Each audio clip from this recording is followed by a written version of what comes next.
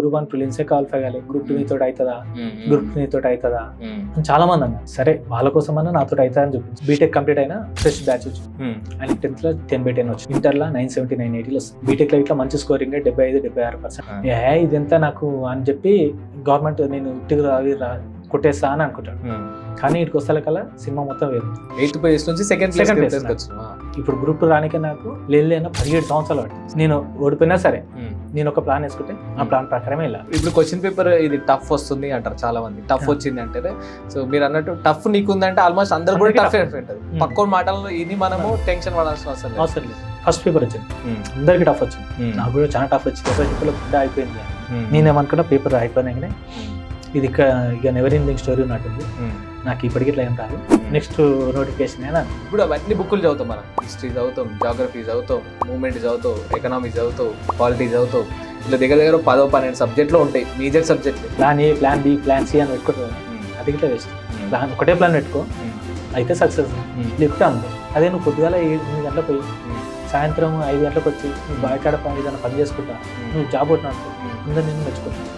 నీ కష్టాన్ని ఎవరు గుర్తుపెట్టారు, రాసుకున్న పథకాన్ని గుర్తుపెట్టారు ఎవరైనా సరే. కన్సిస్టెన్సీ, ప్లాన్, ఎగ్జిక్యూషన్, ఈ మూడు ఉంటే జాబ్ కొట్టేయచ్చు. జాబ్. నమస్తే. సో ఈరోజు మనం లాస్ట్ వీడియోలో మనం గ్రూప్ 1 ఆఫీసర్ ఇంటర్వ్యూ చేసిన తర్వాత చాలా మంది నాకు మెసేజ్ చేసిరు, అన్న గ్రూప్ 2 ఆఫీసర్ని ఎవరైనా తీసుకొచ్చి గ్రూప్ 2 ప్రిపరేషన్కి హెల్ప్ అయ్యేటట్టు ఒక వీడియో చేయాలి. సో ఈరోజు మీ ముందరికి రీసెంట్గా గ్రూప్ 2 ర్యాంకర్ అయిన కుంటిమల్లి కృష్ణ గారిని ఈరోజు మన పాడ్కాస్ట్కి తీసుకొచ్చిన. సో ఈరోజు మొత్తం ఈ పాడ్కాస్ట్ మొత్తం గ్రూప్ 2కి సంబంధించిన కోర్ ప్రిపరేషన్ ఎట్లా ఉండాలి అని ఆస్పిరెంట్స్కి యూజ్ అయ్యేటట్టు ఈరోజు వీడియో స్టార్ట్ చేయబోతున్నాం. నమస్తే కృష్ణ. సో ఒక బ్రీఫ్ ఇంట్రడక్షన్ మీ గురించి, మీ సర్వీస్, మీ ప్రిపరేషన్, మీ ఫ్యామిలీ ఇంట్రడక్షన్ ఒక బ్రీఫ్గా ఇవ్వండి మన వ్యూవర్స్కి చెప్పాలంటే. నా పేరు కృష్ణ, నాది పటేల్గూడ గ్రామం, ఇబ్రహీంపట్నం మండలం, రంగారెడ్డి జిల్లా. నేను 10th వరకు జెడ్పిహెచ్ఎస్ పటేల్గూడ గ్రామంలో చదివినండి. తర్వాత ఇంటర్, డిగ్రీ ఇబ్రహీంపట్నంలో చదివాను. 2014 పాస్ అవుట్ నేను. అప్పటి నుంచి గవర్నమెంట్ జాబ్స్కి ప్రిపేర్ అవుతూ 2017లో కానిస్టేబుల్ జాబ్ కొట్టిన. 2017 ట్రైనింగ్, 18th నుంచి పోస్టింగ్ రాచకొండ కమిషనరేట్లో కానిస్టేబుల్ పనిచేశాను. 2024 వరకు కానిస్టేబుల్గానే వేసాను. 2024లో మనకు గ్రూప్ 4 రిజల్ట్స్ వచ్చాయి. అప్పుడు మళ్ళీ హెచ్ఎండిఏలో జూనియర్ అకౌంటెంట్గా పోస్టింగ్ వచ్చింది. అప్పటి నుంచి ఇప్పటి వరకు మళ్ళీ అకౌంటెంట్గానే ఉన్నాను. ఇప్పుడు రీసెంట్గా ఈ గ్రూప్ 2 ఫలితాలలో నాకు 310 ర్యాంక్ వచ్చింది. అసిస్టెంట్ రిజిస్ట్రార్ ఇన్ కోఆపరేటివ్స్ సూర్యాపేటలో పోస్టింగ్ ఇచ్చారు. అది నా ఇంట్రడక్షన్. ఇక మా ఫ్యామిలీ విషయానికి వస్తే, మా నాన్న పేరు బీరప్ప, మా అమ్మ పేరు కుమరమ్మ. మేము బాగా పూర్ ఫ్యామిలీ నుంచి వచ్చినట్టు. మా ఫాదర్ ఇప్పటికి కూడా డ్రైవింగ్ చేస్తాడు కాలేజెస్లో. మా అమ్మ వ్యవసాయ పనులకు కూలీలకు వెళ్తుంది ఇప్పటికి కూడా. అలా వాళ్ళు చిన్నప్పటి నుంచి వాళ్ళు పడ్డ కష్టం నాకు కొద్దిగా ప్రేరణగా ఉండేది. ఎప్పటికైనా సరే వాళ్ళు మళ్ళా తర్వాత నుంచి ఇట్లా పని చేయొద్దు అని చెప్పి నేను చేశాను. కానీ వాళ్ళ ఇష్టం కోసం వాళ్ళు ఇప్పటికి ఇట్లా వెళ్తున్నారు. ఇది నా ఫ్యామిలీ. నాకు ఒక తమ్ముడు, ఒక చెల్లె. నాకు తమ్ముడేమో ఇప్పుడు ఆయన ఇట్లా గ్రూప్ 4 జాబ్ చేస్తాడు. చెల్లెకి మ్యారేజ్ అయింది. నాకు 2022లో మ్యారేజ్ అయింది. 22లో మ్యారేజ్ అయింది. నా వైఫ్ పేరు దివ్య. నాకు ఒక పాప. మొత్తం మీద హ్యాపీ ఫ్యామిలీ. సో ఈ ఫ్యామిలీ అంతా మనకు ముందే తెలుసు, మా ఊరే కాబట్టి. ఇప్పుడు మీరు 2017లో కానిస్టేబుల్ అప్పుడు నోటిఫికేషన్ లో జాబ్ కొట్టారు. కానిస్టేబుల్ నోటిఫికేషన్ కొట్టినాక ఆల్మోస్ట్ 6-7 years మీరు ఆ సర్వీస్ లో ఉన్నారు, కానిస్టేబుల్ జాబ్ చేస్తూ సర్వీస్ లో ఉన్నారు. సో మళ్ళీ మీకు ఇటు రావాలని ఎందుకు అనిపించింది? మళ్ళీ ఇప్పుడు నార్మల్గా ఏంటంటే ఎవరైనా ఒక జాబ్ వచ్చిన తర్వాత, గవర్నమెంట్ జాబ్ వచ్చినాక సుఖంగా ఉంటుందిరా, ఇంకేం అవసరం లేదు, జాబ్ వస్తుంది, శాలరీ వస్తుంది అన్నట్టు మిగిలిపోతూ ఉంటారు. చాలా మంది ఉంటారు. ప్రిపేర్ అవ్వాలన్నా కానీ ఫ్యామిలీ పరిస్థితులు అనుకూలించకపోవచ్చు. మీకెందుకు మళ్ళీ చదవాలి, మళ్ళీ హై ర్యాంక్ కొట్టాలని? ఇప్పుడు నేను 18లో కానిస్టేబుల్గా సెలెక్ట్ అయ్యాను. ఒక 1 year వరకు అందరూ అరే మంచిగా కొట్టినావు అది ఇది అన్నారు. 1 year తర్వాత నుంచి వాళ్ళు చేంజ్ అయిపోయారు చాలా మంది. అరే నువ్వు అంతా చదివి మళ్ళీ నువ్వు కానిస్టేబుల్ అయినా వేరే పెద్ద జాబ్లో ట్రై చేయాలి కదా నువ్వు అంటే నాకు కూడా ఉండే. అరే నేను ఇట్లా చాలా చదివినా మళ్ళీ కానిస్టేబుల్ కిందకే సెలెక్ట్ అయినా కొద్దిగా ఇంకా మంచి ర్యాంక్, మంచి బెటర్ పొజిషన్లోకి వెళ్ళాలని నాకు అనిపించేది. ఇక వాళ్ళు కూడా ప్రతి ఒక్కరు టచ్ చేస్తూ ఉండేది. మా ఊర్లో ఒక టీచర్ ఉంటుండే, యాదగిరి అనే ఒక టీచర్ ఉంటుండే. ఆయన నాతో డైరెక్ట్ అన్నాడు, ఎప్పుడన్నా నువ్వు అన్న డ్యూటీకి పోతున్నా అంటే, నువ్వు డ్యూటీకి పోతున్నా, నువ్వు జాబ్ చేస్తున్నా అని చెప్పకరా, నీది అది నీ స్టాండర్డ్ అది కాదు, నువ్వు ఏదన్నా పెద్ద జాబ్ కొట్టినాకనే నాకు కనిపి అన్నాడు. అంటే నేను డ్యూటీ చేస్తున్నా అని చెప్పు అన్నాడు. ఎప్పటి నుంచి నేను కంటిన్యూస్గా చదువుతూనే ఉన్నా.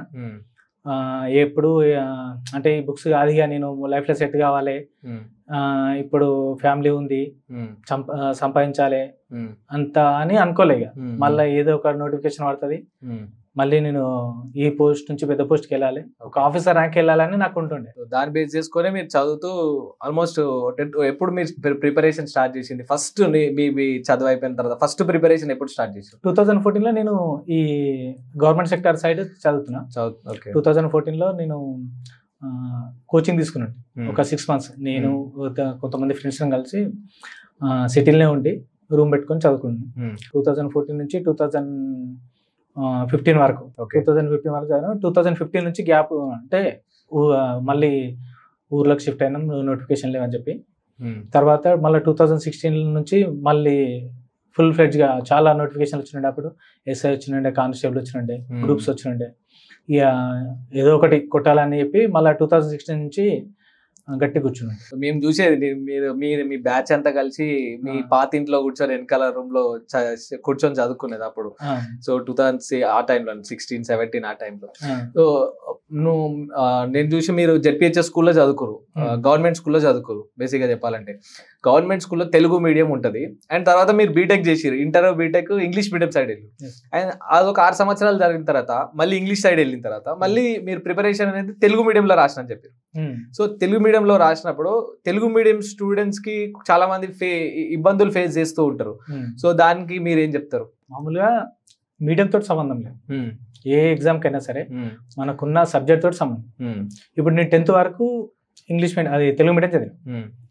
ఇంటర్ నుంచి బీటెక్ వరకు ఇంగ్లీష్ మీడియం చదివాను. కానీ రెండిట్ల సబ్జెక్ట్ సేమ్. అది మనకు అర్థమైన దాన్ని బట్టి, మనకు ప్రజెంటేషన్ బట్టి ఉంటుంది అన్నమాట. ఇప్పుడు తెలుగు మీడియంలో ఒకటే సబ్జెక్ట్ ఉంటుంది, ఇంగ్లీష్ మీడియంలో ఒకటే సబ్జెక్ట్ ఉంటుంది. కాబట్టి మీడియం అంత ప్రాబ్లం కాలేదు నాకు.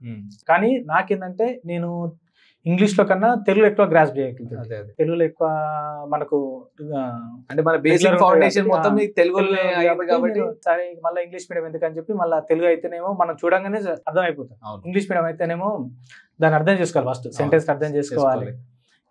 అట్లా అని చెప్పి నేను తెలుగు మీడియానికి మళ్ళీ స్టార్ట్ చేసాను. సో తెలుగు మీడియంలో కూడా చదివి మంచి ర్యాంక్ కొట్టొచ్చు అని ప్రూవ్ చేయడానికి ఒక ఎగ్జాంపుల్ మనకి ఇక్కడ కనిపిస్తుంది. అందరు ఏమనుకుంటే తెలుగు మీడియంకి రిసోర్సెస్ ఉండవు, తెలుగు మీడియం వాళ్ళు అంటే కొంతమంది భయపడుతున్నారు ఈ క్వశ్చన్ అడగడానికి. రీజన్ చాలా మంది భయపడుతుంటారు, తెలుగు మీడియంలో చదివిన నాకు కొంచెం నాకు ఇంగ్లీష్ గవర్నమెంట్ స్కూల్లో చదివిన ఇంగ్లీష్లో చదివిన వాళ్ళకు కొంచెం అడ్వాంటేజ్ ఉంటుంది, మాకు డిసడ్వాంటేజ్ ఉందని వాళ్ళ మైండ్లో ఫీల్ అవుతుంటారు అనమాట. సో వాళ్ళ కోసం ఈ క్వశ్చన్ అడగడం జరిగింది.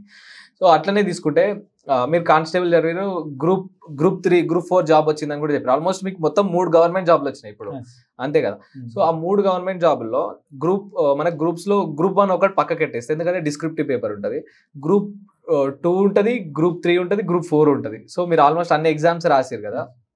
ఈ ప్రిపరేషన్ కి దీనికి ఏమైనా సపరేట్ ఉంటుందా, సిలబస్ సేమ్ ఉంటుందా, ఎట్లా ప్రిపరేషన్ స్టైల్ ఎట్లా? మీరు అన్నిటికీ ప్రిపేర్ అయ్యారు కదా, సో ఎట్లా ఉంటది? అంటే ఇక సబ్జెక్ట్ అన్నిటికీ సేమ్, అడిగిన క్వశ్చన్లన్నీ మన డిస్క్రిప్షన్ అని ఆ సబ్జెక్ట్ నుంచే వస్తాయి. అవును, కానీ మనం ఎట్లా తీసుకుంటాం.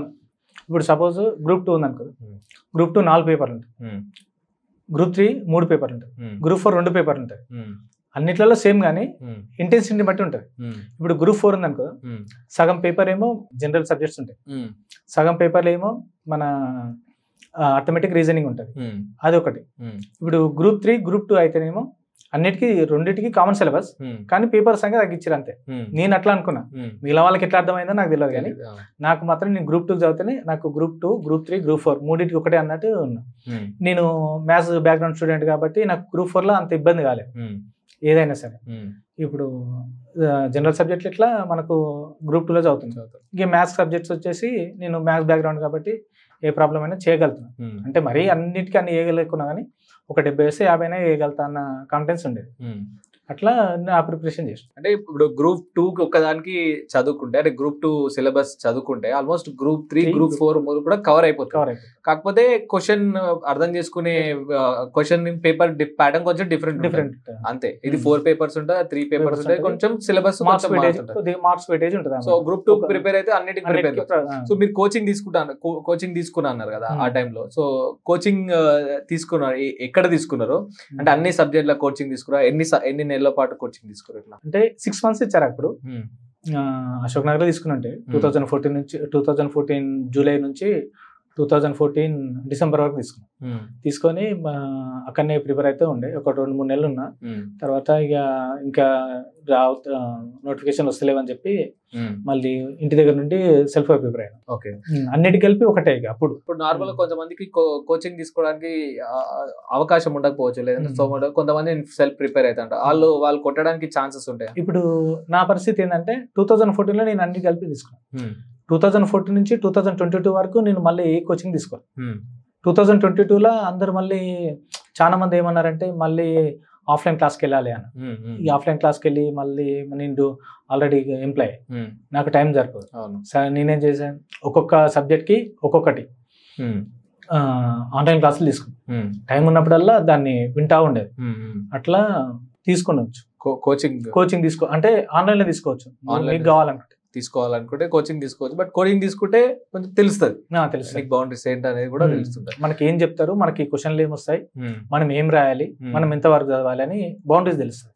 ఓకే, ఇప్పుడు గ్రూప్ 2 కి మనం స్పెసిఫిక్ గా మాట్లాడుకో, ఇంటర్వ్యూ మొత్తం దానికి వచ్చాయి కాబట్టి గ్రూప్ 2 కి మొత్తం 4 పేపర్లు ఉంటాయి అన్నారు కదా. సో ఆ పేపర్లు ఎట్లా ఉంటాయి, ఆ పేపర్స్ కు మీరు చదివిన సిలబస్ ఎట్లాంటిది, ఆ బుక్స్ ఏంటి అని ఒకసారి ఎక్స్ప్లెయిన్. ఇప్పుడు నేను బుక్స్ ఎలా అంటే హిస్టరీ మొత్తం సైన్స్ సిరీస్ చదివినండి. హిస్టరీ ఏదైనా సరే, తెలంగాణ హిస్టరీ అయినా సరే, తెలంగాణ మూమెంట్ అయినా సరే, ఇండియన్ హిస్టరీ అయినా సరే. ఎకానమీ వచ్చేసి మన చౌటి సార్. ఓకే, ఆయన ఆన్లైన్ క్లాస్లో ఆయనవి, బుక్స్ ఆయన. ఓకే, పాలిటీ వచ్చేసి లక్ష్మీకాంత్ సార్. అందరు లక్ష్మీకాంత్ సార్. ఇంకోటి ఏంటంటే ఇంకొక బుక్ మన పాలిటీ బుక్ ఉండేది, సుమేత్ సార్ అని అప్పుడెప్పుడో ఇచ్చాడు. అది అంటే నోట్స్ లాగా ఉంటుంది. ఓకే, అది చదివిన. ఇంకోటి ఏంటంటే నేను ప్రతి సబ్జెక్ట్ కి నా ఓన్ నోట్స్ ప్రిపేర్ చేసుకున్నాను. ఇప్పుడు బుక్ తో సంబంధం లేదు నాకు. ఇక ఇప్పుడు నేను పాలిటీ లక్ష్మీకాంత్ సార్ చదువుతున్నాను, ఒకసారి ఏదో ఒకటి రాసుకునేది. లక్ష్మీకాంత్ సార్ కాకుండా ఇంకేట్ ఏదైనా బుక్ దీంట్లోకి కొద్దిగా మంచిగా వస్తున్నాయి, వేరే ఇన్డెప్త్ డీటెయిల్ ఉంది అంటే ఆ బుక్ తీసుకొని టాపిక్ వైజ్ చదువుకున్నాను. దాంట్లో నేను నోట్స్ రాసుకున్నాను కదా. దీంట్లో ఏమైనా ఎక్స్ట్రా పాయింట్స్, దాంట్లో ఏమైనా ఉంటే దీంట్లో వేరే పెన్ తోటి రాస్తాను. ఒక బ్లూ పెన్ కదా అనుకో, రెడ్ పెన్ తోటి రాస్తుంటే, ఇంకో బుక్ చదివితే బ్లాక్ పెన్ తోటి రాస్తుంటే, ఇట్లా తేడా రాస్తుంటే అన్నమాట. మొత్తం మనకు అర్థమవుతా ఇది ఈ బుక్లు ఉంది, ఇది ఈ బుక్లు ఉంది అని. అట్లా ఓన్ నోట్స్ నేను ఎప్పుడు 2020 నుంచి నోట్స్ రాసుకుంటున్నాను. ప్రతి సబ్జెక్ట్ కి నోట్స్. ఇది అయిపోయిన తర్వాత మనకు ఇంకా వేరే సబ్జెక్టులు ఉంటాయి, జాగ్రఫీ ఉంటది. వీటికి ఏం జరుగుతుంది? జాగ్రఫీకి విన్నర్ సిరీస్ చదివినట్టు. ఇంకా మిగిలిన అన్ని చిన్న సబ్జెక్టులు అంటే వెయిటేజ్ తక్కువనే విన్నర్ సిరీస్. జాగ్రఫీ అయినా సరే, సోషాలజీ అయినా సరే, సైన్స్ అండ్ టెక్నాలజీ అయినా సరే, ఇవన్నిటికీ విన్నర్ సిరీస్ చదివినాడు. ఇప్పుడు ఒక్కొక్క బుక్కే చదివిరా, లేకపోతే సబ్జెక్ట్ బేస్ చేసుకొని ఇంకా ఎక్కువ బుక్స్ చదువుతుంటారు? కొంతమంది 2-3 బుక్లు కూడా చదువుతుంటారు కదా. ఇంకా చెప్పాను కదా, బుక్స్ ప్లస్ నోట్స్. ఇక నోట్స్ నాది ఫైనల్. ఇక బుక్స్ ఒకసారి చదివి 1-2 సార్లు చదివి నోట్స్ రాసుకున్నాను. ఇక నోట్సే చదివి. ఎందుకంటే మనకు ఒక బుక్ లా ఒక పేపర్ లో ఉన్నది మా అంటే ఒక 5 to 10 మార్క్స్. అంటే ఇట్లా మనం గుర్తుపెట్టుకోవాల్సినవి ఇయర్స్ అయినా సరే, ఓరోరికి ఇప్పుడు హిస్టరీ ఉందనుకో, ఏ సంవత్సరంలో జరిగింది, ఓరోరికి మధ్యలో జరిగింది, ఎవరు గెలిచారు, ఎవరు ఓడిపోయారు, దాని యొక్క పర్యవసనాలు ఫలితాలు ఏంటిది అని మనకు ఉంటాయి కదా. ఆ పేజీలో మొత్తం అంతే ఉంటది. అవి నేను నోట్స్ లో రాసుకున్నాను. ఇక నెక్స్ట్ టైం వచ్చినప్పుడు మళ్ళీ ఆ పేజ్ మొత్తం చదవాల్సిన అవసరం లేదు. ఓన్లీ ఆ 4-5 పాయింట్లు ఉంటాయి కదా, అవే చదువుకునేటట్టుండి.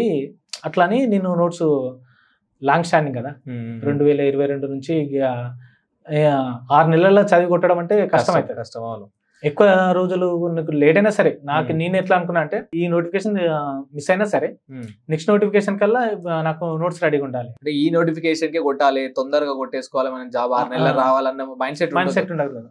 ఎప్పుడైనా సరే మనకు తొందర రావాలనుకోవడం చాలా తప్పు. ఎందుకంటే ఇప్పుడు నేను నమ్మే సిద్ధాంతం ఏంటంటే తొందరగా వచ్చేది తొందరగా అవుతుంది. ఎట్లయినా సరే, అది జాబ్ అయినా సరే వేరే అయినా సరే. కానీ మనకేందంటే సబ్జెక్ట్ రావాలి ఫస్ట్. నువ్వు లేట్ అయినా సరే, ఈసారి రాకుండా ఒకసారి నీకు వస్తుంది, కానీ సబ్జెక్ట్ మొత్తం నేర్చుకో. అంటే ఆల్మోస్ట్ మీరు 11 సంవత్సరాలు చదివిన తర్వాత మీకు అర్థమైంది. ఏంటంటే నాకు అర్థం కాని మెయిన్ రీజన్ ఏంటంటే 2016లో గ్రూప్ 2 ఒకటి ఉంది. అప్పుడు నాకు గ్రూప్ 2 ఉండే, అన్ని కానిస్టేబుల్ ఎస్ఐ ఇట్లా రాసినాను. అన్నిటికన్నా ముందు రిజల్ట్స్ ఎస్ఐ వచ్చాయి, అది కానిస్టేబుల్ వచ్చింది. కానిస్టేబుల్ అప్పటికే జాబ్ కన్ఫర్మ్ అయిపోయింది. పలాని సివిల్ కానిస్టేబుల్ అని చెప్పి మనకు ప్రొవిజనల్ సెలక్షన్ లిస్ట్ ఇస్తారు కదా. గతం మనం ఏం చేసినాం, ఇక ఆ ఎగ్జామ్ అప్పటికి ఇంకా రాయలేదు, ఎస్ఐ రాయలేదు, గ్రూప్ 2 ఇట్లా రాయలేదు. టాప్ ప్రయారిటీ నాకు ఎస్ఐ ఉండే, ఎస్ఐ కొట్టాలి అని ఉండే, కానీ ఎస్ఐ మిస్ అయ్యాను. ఇక గ్రూప్ 2 వస్తలకల్లా ఏమైందంటే అన్ని పేపర్ కవర్ చేసిన, ఎకానమీ కవర్ చేయలేకపోయినా. చాలా మంది ఒకటి ఎట్లా అంటే అప్పుడు ఫస్ట్లో ఉన్నప్పుడు ఎకానమీ నువ్వు ఎంత చదివినా కానీ 70 మార్కులు వస్తాయి, చదువుకుంటే 60 మార్కులు వస్తాయి, బాగా చదివితే 80 మార్కులు వస్తాయి అన్న బ్రెయిన్ వాష్ ఉంది. అంటే మామూలుగా కోచింగ్ సెంటర్ వాళ్ళు అలానే అయిపోయారు. సో నేనేమట్లా 10 మార్కులకు నేను మళ్ళీ ఎకానమీ చదవాలా అని చెప్పి 3 సబ్జెక్టులు చదివాను. ఇప్పుడు ఎకానమీస్ పెట్టి మిగిలిన 3 పేపర్లకే గట్టి. అప్పుడు ఏమైందంటే నాకు 3 పేపర్లలో మంచిగా వచ్చింది. లాస్ట్ పేపర్ అయితే కల్లా ఏమైంది, తక్కువ ఒక లాస్ట్ 1 మంత్ చదివినట్టు నాకు 67 68 వచ్చినాయి.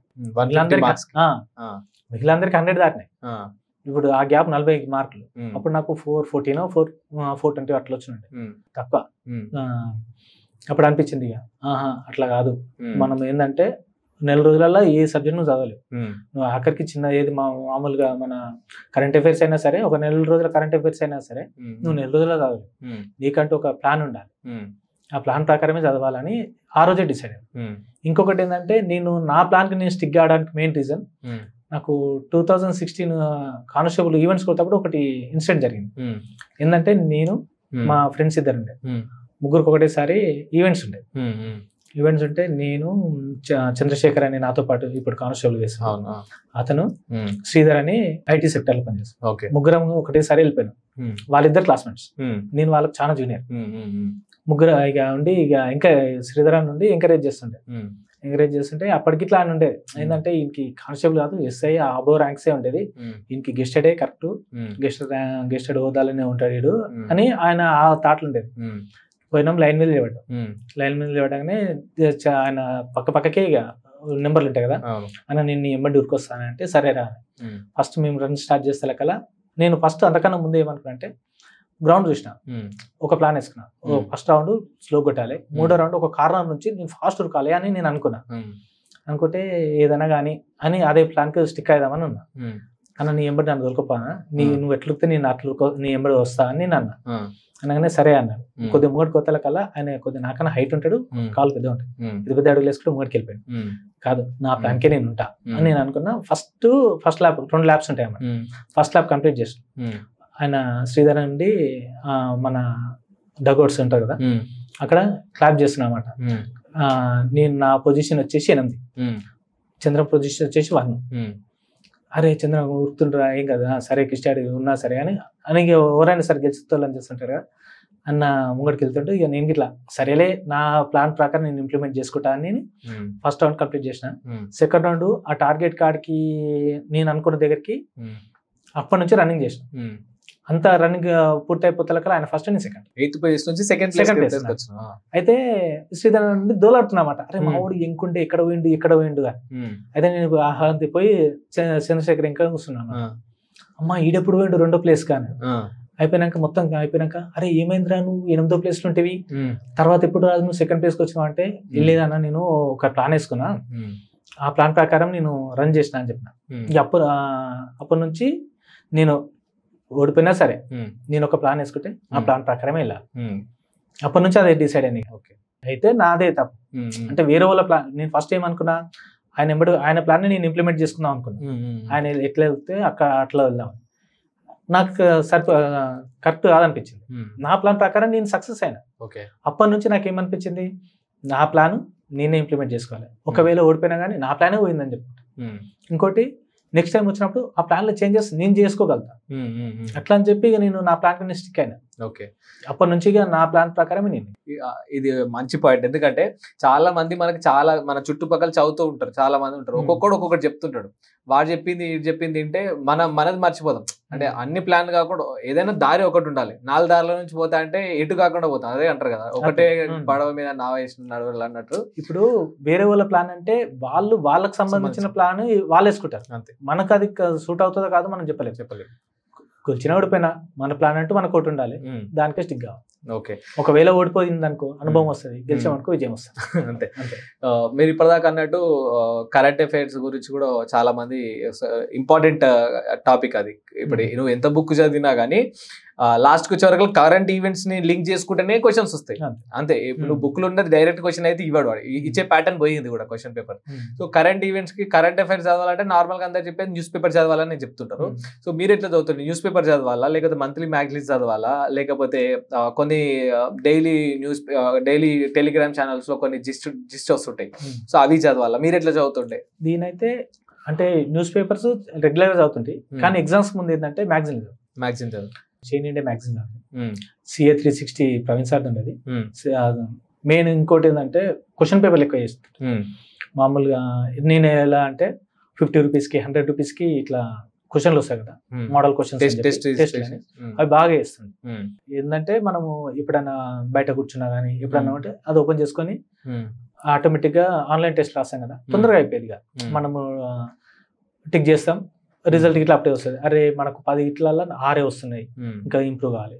10 ఇట్లలో 3 వస్తున్నాయి, ఇంకా ఇంప్రూవ్ కావాలి. ఇంకా వాడు ఉన్నాం ఈ సైన్స్ అండ్ టెక్నాలజీలో ఇంకా వాడు ఉన్నాం, లేకుంటే కరెంట్ ఇష్యూలలో ఇంకా వాడు ఉన్నాం, అట్లా ఈ సమ్మిట్లలో ఇంకా వాడు ఉన్నాం, ఈ ఎక్సర్సైజెస్ లా దీంట్లో ఇంకా వాడు ఉన్నాం అని మనకు తెలుస్తుంటారు అనమాట. క్వశ్చన్ పేపర్లు వేస్తుంటాయి. Question papers, magazines plus CA 360 ఈ 3 చదివి.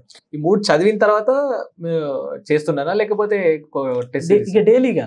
ఇప్పుడు పొద్దున్న నేను మామూలుగా ఎలా అంటే ఆఫ్టర్నూన్ టైంలో ఒక ఈ బుక్ చదువుతుండే, షైన్ ఇండియా బుక్ చదువుతుంది తెచ్చుకొని. ఈ ఈవినింగ్ టైంలో సారు రెగ్యులర్గా మనకు ఈడ బైట్స్ ఇస్తుండే, అంటే 10 minutes 15 minutes 20 minutes అట్లా యూట్యూబ్లో ఇస్తుండే, ప్లస్ CA 360 ఇట్లా ఇస్తుండే. అవి వింటుండే. విన్న తర్వాత మనము కొంటాం కదా, నైట్ పడుకున్న ముందు చేస్తుండే. పడుకునేటప్పుడు ఇక ఫోన్ చూడడం ఎవరికైనా అలవాటు. ఇక చూసేదేదో ఇదే పెడదాంలే, 10 వస్తున్నాయా 15 వస్తున్నాయా మనకు తెలుస్తుంది కదా అని చెప్పి నైట్ టైం క్వశ్చన్ పేపర్లు వేస్తుండే. 9 to 9 నేను చదువుతుండే. మిగిలిన టైం మొత్తం ఏదన్నా అంటే మ్యాక్సిమం అవాయిడ్ చేస్తుండే చదవడము, క్వశ్చన్ పేపర్లు వేయడము, లేకుంటే ఇట్లా బైట్స్ చూడడము, అట్లా చేస్తుండే. ఓకే. ఇప్పుడు 2017 జాబ్ వచ్చిన తర్వాత మీరు అప్పటి నుంచి కూడా మళ్ళీ ప్రిపరేషన్ చేస్తున్నాడు, జాబ్ చేస్తుండే. And one of the difficult job constable job. ఎందుకంటే దానికి ఒక టైమింగ్స్ అనేది స్పెసిఫిక్ ఉండవు, రమ్మంటే పోవాలి, ఏ టైం అంటే ఆ టైంకి వెళ్ళాల్సి వస్తుంది. అండ్ మీకు టైమింగ్స్ కూడా ఇప్పుడు డైలీ 30 రోజులు ఇదే షిఫ్ట్ ఉంటుంది అన్నట్టు కూడా ఉండదు. 8 hours 8 hours షిఫ్ట్ మారుతూ ఉంటుంది. One of the difficult job for preparation కూడా అది, అంతే కదా. సో అట్లాంటి టైంలో యాజ్ అ వర్కింగ్ గా చేసుకుంటా, మీరు ఒక పని డ్యూటీ చేసుకుంటా ఎట్లా చదువుతున్నా, మీ టైం టేబుల్ ఎట్లా ఉంటుంది, దాని టైం ఎట్లా మేనేజ్ చేసుకుంటారు? మామూలుగా నేను డ్యూటీ చేసే టైంలో 8 hours 9 hours డ్యూటీ చేస్తున్నాయి. మిగిలిన టైము నాకు ఒక 1.5 hour జర్నీ అవుతుంది. జర్నీ 1.5 hour 2 hours ఇట్లా వెళ్తుండే. ఎక్కడ ఉంటుంది ఆఫీస్? అది ఆఫీస్ ఏమో ఎల్బీ నగర్ లో ఉంటుంది. నేను పటేల్గూడ నుంచి డైలీ అప్ అండ్ డౌన్ చేస్తాను. ఇక ఇంకొకటి ఏం చేసేదంటే, నాకు లీజర్ టైం దొరికినప్పుడల్లా నేను ఏదో బ్యాగ్లో ఎప్పుడు ఒక బుక్ క్యారీ చేస్తుండే, ఏడుకోయినా సరే బుక్ క్యారీ చేస్తుంటే, లేకుంటే బుక్ లేదంటే ఫోన్లో మన క్వశ్చన్ పేపర్లు చాలా పెట్టుకుంటాను. క్వశ్చన్ పేపర్ నేను ఎందుకు చాలా పెట్టుకుంటానంటే, ఒకటి పెట్టుకున్నా నేను, అంటే వేరే వాళ్ళకి నచ్చదో తెలియదు కానీ, ఇప్పుడు సపోజ్ నేను దగ్గరకు వచ్చినాక, అంటే ఎగ్జామ్ దగ్గరకు వచ్చినాక బయట తిండి బంద్ చేద్దాం అనుకున్నాను. ఎందుకంటే కొద్దిగా హిల్ అవుతాను, బాగుండదుగా అని చెప్పి. సపోజ్ నాకు ఒక దగ్గర ఏదైనా తినాలనిపించింది అనుకో, అదే 100 రూపీస్ కాస్ట్ ఉంది అనుకో, నేను అనుకునేది ఇది నేను ఇప్పుడు తిన్నా, కానీ 100 రూపీస్కి ఏదైనా ఒక టెస్ట్ పేపర్ కొని అది చేస్తా అనుకున్నాను. అలా నాకు ఫోన్లో చాలా అయినాయి అన్నమాట. ఇప్పుడు ఏదో ఒకటి, ఇప్పుడు సపోజ్ ఒక 4-5 తీసుకున్నాను అనుకో, ఈయనది కాకుండా ఆయనది, ఆయనది కాకుండా ఆయనది, ఎవరిదో ఒకటి టెస్ట్ పేపర్ చేసి తీసుకుంటుండే, టెస్ట్ పేపర్ చేస్తుండే కదా, అయిపోతుంది. అట్లా టెస్ట్ పేపర్లే నేను బాగా చాలా తీసుకున్నాను. ఇంకోటి మామూలుగా ఈ హార్డ్ కాపీస్ తీసుకుంటుండే కానీ అంత ఇంట్రెస్ట్గా చేయకపోతుండే, ఓన్లీ అనిపించేది అనమాట. అది చేస్తే మళ్ళీ నేను ఇక్కడ ఆన్సర్లు వెరిఫై చేసుకోవాలి అట్లా. ఈ టెస్ట్ పేపర్లు ఎలా వస్తాయంటే ఆన్లైన్ మనం ఆప్షన్లు పెడతాం కదా, ఆప్షన్లు పెడితే అది రైట్ అయింది అనుకో మన కింద డిస్క్రిప్షన్ ఇస్తాండి. ఇంకా అంటే ఒకవేళ మనకు తెలియంది పెట్టినా గానీ డిస్క్రిప్షన్ చదువుకుంటుంటే పలాంది ఇది ఇట్లా అట్లా. నాకు నా ప్లస్ పాయింట్ ఏంటంటే నేను బుక్ లో ప్రిఫర్ చేసిన దానికన్నా రాంగ్ ఆన్సర్ పెట్టినాక కింద డిస్క్రిప్షన్ లో చదువుతుంది కదా, అట్లా నాకు ఎగ్జామ్ లో చాలా వచ్చింది. అట్లా చాలా మంచిగా అనిపించింది నాకు. ఏంటంటే నేను పెట్టిన ప్రతి పైసకు నాకు అక్కడ ఫలితం దక్కింది అని. ఇప్పుడు ఇది మీరు డ్యూటీకి వెళ్ళినప్పుడు ఇది చేస్తుంది, డ్యూటీ నుంచి వచ్చిన తర్వాత అంటే మనం 1-2 గంటలు చదివితే సరిపోదు కదా, మీరు డ్యూటీ నుంచి వచ్చిన తర్వాత ఎట్లా ఉంటుంది మీ టైం టేబుల్? అంటే వర్కింగ్ ప్రొఫెషనల్ కూడా ఇప్పుడు కానిస్టేబుల్ ఏదో కింది స్థాయిలో అంటే లో పొజిషన్ లో ఉన్న వాళ్ళు ఉంటారు, ఆఫీసర్ లెవెల్ కి వెళ్ళాలనుకుంటారు, వాళ్ళు జాబ్ చేసుకుంటేనే చదవాలనుకుంటారు. అప్పుడు వాళ్ళు నేను 2020 నుంచి 2023 వరకు డ్యూటీ చేసుకుంటే 23 అన్ని ఎగ్జామ్లు ఒకటేసారి ఉన్నప్పుడు లాంగ్ లీవ్ పెట్టినా. లాంగ్ లీవ్ ఒక 6 months లాంగ్ లీవ్ పెట్టినా. లాంగ్ లీవ్ పెట్టడానికి మెయిన్ రీజన్ ఎట్లా అంటే నాకు తర్వాత అప్పుడు ఒక 2 సార్లు ఎస్ఐ రాసినాక రాలే అది. ఇక నాకు ఇక అది లేదేమో అనుకొని చెప్పి నెక్స్ట్ 3వ సారి ఎస్ఐ రాస్తుంది. అందరూ లీవ్ పెట్టి ప్రిపేర్ అవుతుంది. నాకు 10 days సరిపోతుంది, నాకు అంత ఇంట్రెస్ట్ లేదు, నాకు లెవెల్నే ఉండే ఇంట్రెస్ట్ లేనప్పుడు ఇక చదవడం ఎందుకులే అనుకొని నేను లీవ్ పెట్టలే. కానీ 10 days ఇక సరే ఎగ్జామ్ ముందు 10 days లీవ్ పెడతామని చెప్పి 10 days లీవ్ పెట్టాను. లీవ్ పెట్టినాక అనిపించింది 10 days ఇక్కడ ఇంటికాడ ఉండి చదువుదామంటే లేదు, ఎన్ఎస్ రీడింగ్ రూమ్ అంటే మా ఫ్రెండ్ వాళ్ళు ఉంటాయి ఇబ్రహీంపట్నం. నేను ఎప్పుడైతే అక్కడ పోయినానో నా లైఫ్ చేంజ్. ఆ 10 రోజులు మస్తు సబ్జెక్ట్ కవర్ చేసిన. అంటే నేను పొద్దుగాల 8 నుంచి పోయి సాయంత్రం 8 దాకా చదివేది, ఇంటికి వచ్చినాక చదివేది. మొత్తానికి ఎగ్జామ్ రాసిన. ఎగ్జామ్ రాస్తే నాకు 215 మార్క్స్ ఏమి వచ్చింది, 215 అంతే. అంటే నాకు జాబ్ రావాల్సిన దానికి 30 మార్కులు తక్కువ వచ్చాయి. అప్పుడు అనిపించింది అందరు పెట్టినట్టు నేను గిట్లా 2 నెలలు పెట్టినట్టు నాకు ఆ 30 మార్కులు ఒక్కొక్క పేపర్లో 15 మార్కుల కన్నా వస్తుండేనేమో అని. కానీ ఇక టైం అయిపోయింది, ఇది కాదు. నెక్స్ట్ నా 3 అప్పటికే గ్రూప్ 2 ఉంది, గ్రూప్ 1 ఉంది, గ్రూప్ 3 ఉంది, గ్రూప్ 4 ఉంది. ఈ 4 ఏదైనా ఒకటి రావాలి, 4 ఒకటి రావాలని చెప్పి గట్టిగా ప్రిపేర్ అయ్యా. ఫిక్స్ అయినా ఇక కూర్చున్నా. ఎన్ని మంత్స్ లీవ్ పెట్టారు? 11 months. ఫస్ట్ 6 అంటే 2023లో 6, మళ్ళీ ఈ 24 ఎగ్జామ్ రాసే ముందు ఒక 5 months లీవ్ పెట్టి కంప్లీట్ గా ఫుల్ టైం దానికి ఫుల్ టైం కేటాయించి స్టడీ హాల్కి వెళ్ళి చదువుకో. స్టడీ హాల్ డైలీ పొద్దున 8కి వెళ్ళి సాయంత్రం 8, 9 అయ్యేది. అంటే ఆల్మోస్ట్ 12 hours అందులోనే ఉంటుంది స్టడీ హాల్. అంటే 10 to 12 hours మీరు చదువుతుండే. 10 to 12 hours అని ఇప్పుడు దాంట్లో 12 hours ఉంటుండే. 12 hours ఏం చదవకపోతుండే, బయట కొద్దిసేపు అక్కడనే టేబుల్ మీద అట్నే పడుకుంటుండే, లంచ్ చేస్తుండే. బయట కొద్దిగా ఒక 5-6 కాగానే ఫ్రెండ్స్ తోటి కలిపి ఛాయ్కి వెళ్తుండే. ఇక అంతే. ఇక మొత్తం దానికే కాకుండా కొద్దిగా రిలీఫ్ గా నడవడం చేయడం అట్లాంటివి ఒక 8 to 10 hours అయితే చదువుతుండే. ఇంకోటి ఇంకా మీ చుట్టుపక్కల కూడా వాళ్ళు ఆస్పిరెంట్స్ ఉంటుండే కాబట్టి కొంచెం హెల్ప్ అయి ఉంటుండొచ్చు. ఇప్పుడు ఆడ ఎట్లుందంటే అందరూ వెనుకబడ ప్రాంతం నుంచి వచ్చినట్టే. ఇప్పుడు ఇబ్రహీంపట్నం అంటే అందరు వాళ్ళు ఇంకా పొద్దుగాల బస్కి వచ్చారు, బస్కి వచ్చి పొద్దున టిఫిన్ తీసుకుని చదువుకుంటారు. వాళ్ళకు కూడా వాళ్ళని చూస్తే అర్థమైంది అన్నమాట, వాళ్ళే చదువుతారు, మనం చదివితే ఏమవుతుంది, మనకి ఇంకా దగ్గర ఉంది, నాకు ఎంత 10 minutes జర్నీ అని చెప్పి ఇక ప్రిపేర్ అవుదామని ఇక దాంట్లో డైలీ కూర్చునేది. సండేలు ఇట్లా పోయేది. పండుగ అంటే ఇంటికాడ ఉండే పండుగ అయితే ఉండేది, ఏమన్నా లేకున్నా పండుగ నడుస్తా అంటే వెళ్ళిపోయి. సో మీరు అంటుంటే నాకు ఒక క్వశ్చన్ స్ట్రైక్ అయింది. ఇప్పుడు జాబ్ ఆల్మోస్ట్ అందరు ప్రిపరేషన్ లో చాలా మంది చదువుతుంటారు, ఎన్ని సంవత్సరాల పాటు చదువుతుంటారు, ఒక 5-6 సంవత్సరాల నుంచి కూడా చదివే వాళ్ళు ఉంటారు. ఇప్పుడు జాబ్ కొట్టిన అతనికి ఎంత నాలెడ్జ్ ఉందో జాబ్ కొట్టిన వానికి కూడా ఆల్మోస్ట్ ఈక్వల్ నాలెడ్జే ఉంటుంది, ఎందుకంటే అదే సబ్జెక్ట్ అదే బుక్ చదువుతుంటారు. సో కాకపోతే వాళ్ళకి ఎగ్జామ్లోనో ఎక్కడో వాళ్ళు తప్పు చేస్తుంటారు. మీరు కూడా ఆల్మోస్ట్ చాలా సార్లు పడిలేచారు, అంటే ఎస్ఐ పోయింది అన్నారు, గ్రూప్ 2 ఆల్మోస్ట్ ఒకసారి పోయింది అన్నారు. సో ఇట్లా ఎక్కడ మిస్టేక్ జరుగుతుంది అంటారు, ఎక్కడ డిఫరెన్స్ వస్తుంది జాబ్ కొట్టే అతనికి జాబ్ కొట్టని వానికి? ఒకటి కష్టం. అంటే కష్టం అంటే మన 3 hours ఉంటాయి కదా ఎగ్జామ్ లో, ఎగ్జామినేషన్ 3 hours ఉంటాయి కదా, 3 hours 2.5 hours. ఆ 2.5 hours మనం ఎలా ఉన్నాం, ఎంత ప్రజెంట్ చేసాం అనేది ఉంటుంది. చాలా మంది చాలా చదువుతారు కానీ కన్ఫ్యూజ్ చాలా అవుతారు అనమాట. ఇప్పుడు ఫర్ ఎగ్జాంపుల్ ఎలా అంటే ఇప్పుడు మన మానవ నైజం ఎట్లుంటుంది, ఎగ్జాంపుల్ చెప్తున్నా, ఒక statement from Saturday to Sunday లేకుంటే ఫ్రమ్ సండే టు సాటర్డే అని ఉందనుకో, from place law FROM place law FORM పెడతాం, అంటే ఉంటది. కానీ మనం ఏం చదువుతాం, మనం ఫ్రమ్ అనే చదువుతాం, ఫ్రమ్ వస్తుంది కాబట్టి ఫ్రమ్ అనే చదువుతాం. అట్లాంటి మిస్టేక్లు ఎగ్జామ్ అవుతాయి. ఎందుకంటే మనకు డేట్స్ ఉంటాయి కదా, 73 ఇస్తాడు, డేట్ ఇస్తాడు, కానీ కింద అక్టోబర్ నవంబర్ తేడా ఇస్తాడు. అప్పుడు జాబ్ పోతుంది, మార్క్ పోతుంది, ప్లస్ జాబ్ పోతుంది. అంటే మనం అక్కడ ఎంత బాగా ఆలోచిస్తున్నాం, ప్యాటర్న్ ఎట్లా గుర్తుపడుతున్నాం. ఈజీ క్వశ్చన్ అన్ని ఇస్తాడు, కానీ దాంట్లో ఏదో ఒక మెలిక పెడతాడు. అంటే క్వశ్చన్ ఈజీ లాగానే అనిపిస్తుంది, నాకు తెలిసింది అనిపిస్తుంది, తెలిసింది వచ్చిందని మెలిక పెడతాడు. మనం అంతా రాసినాక బబుల్ చేసినాక బయటకు చూసుకున్నాక, అరే ఇది 13 కాదురా 31 డేట్, అరే ఇది ఎట్లా తప్పు చేసినా అని అనిపిస్తుంది. అదొకటి. రెండోది లక్.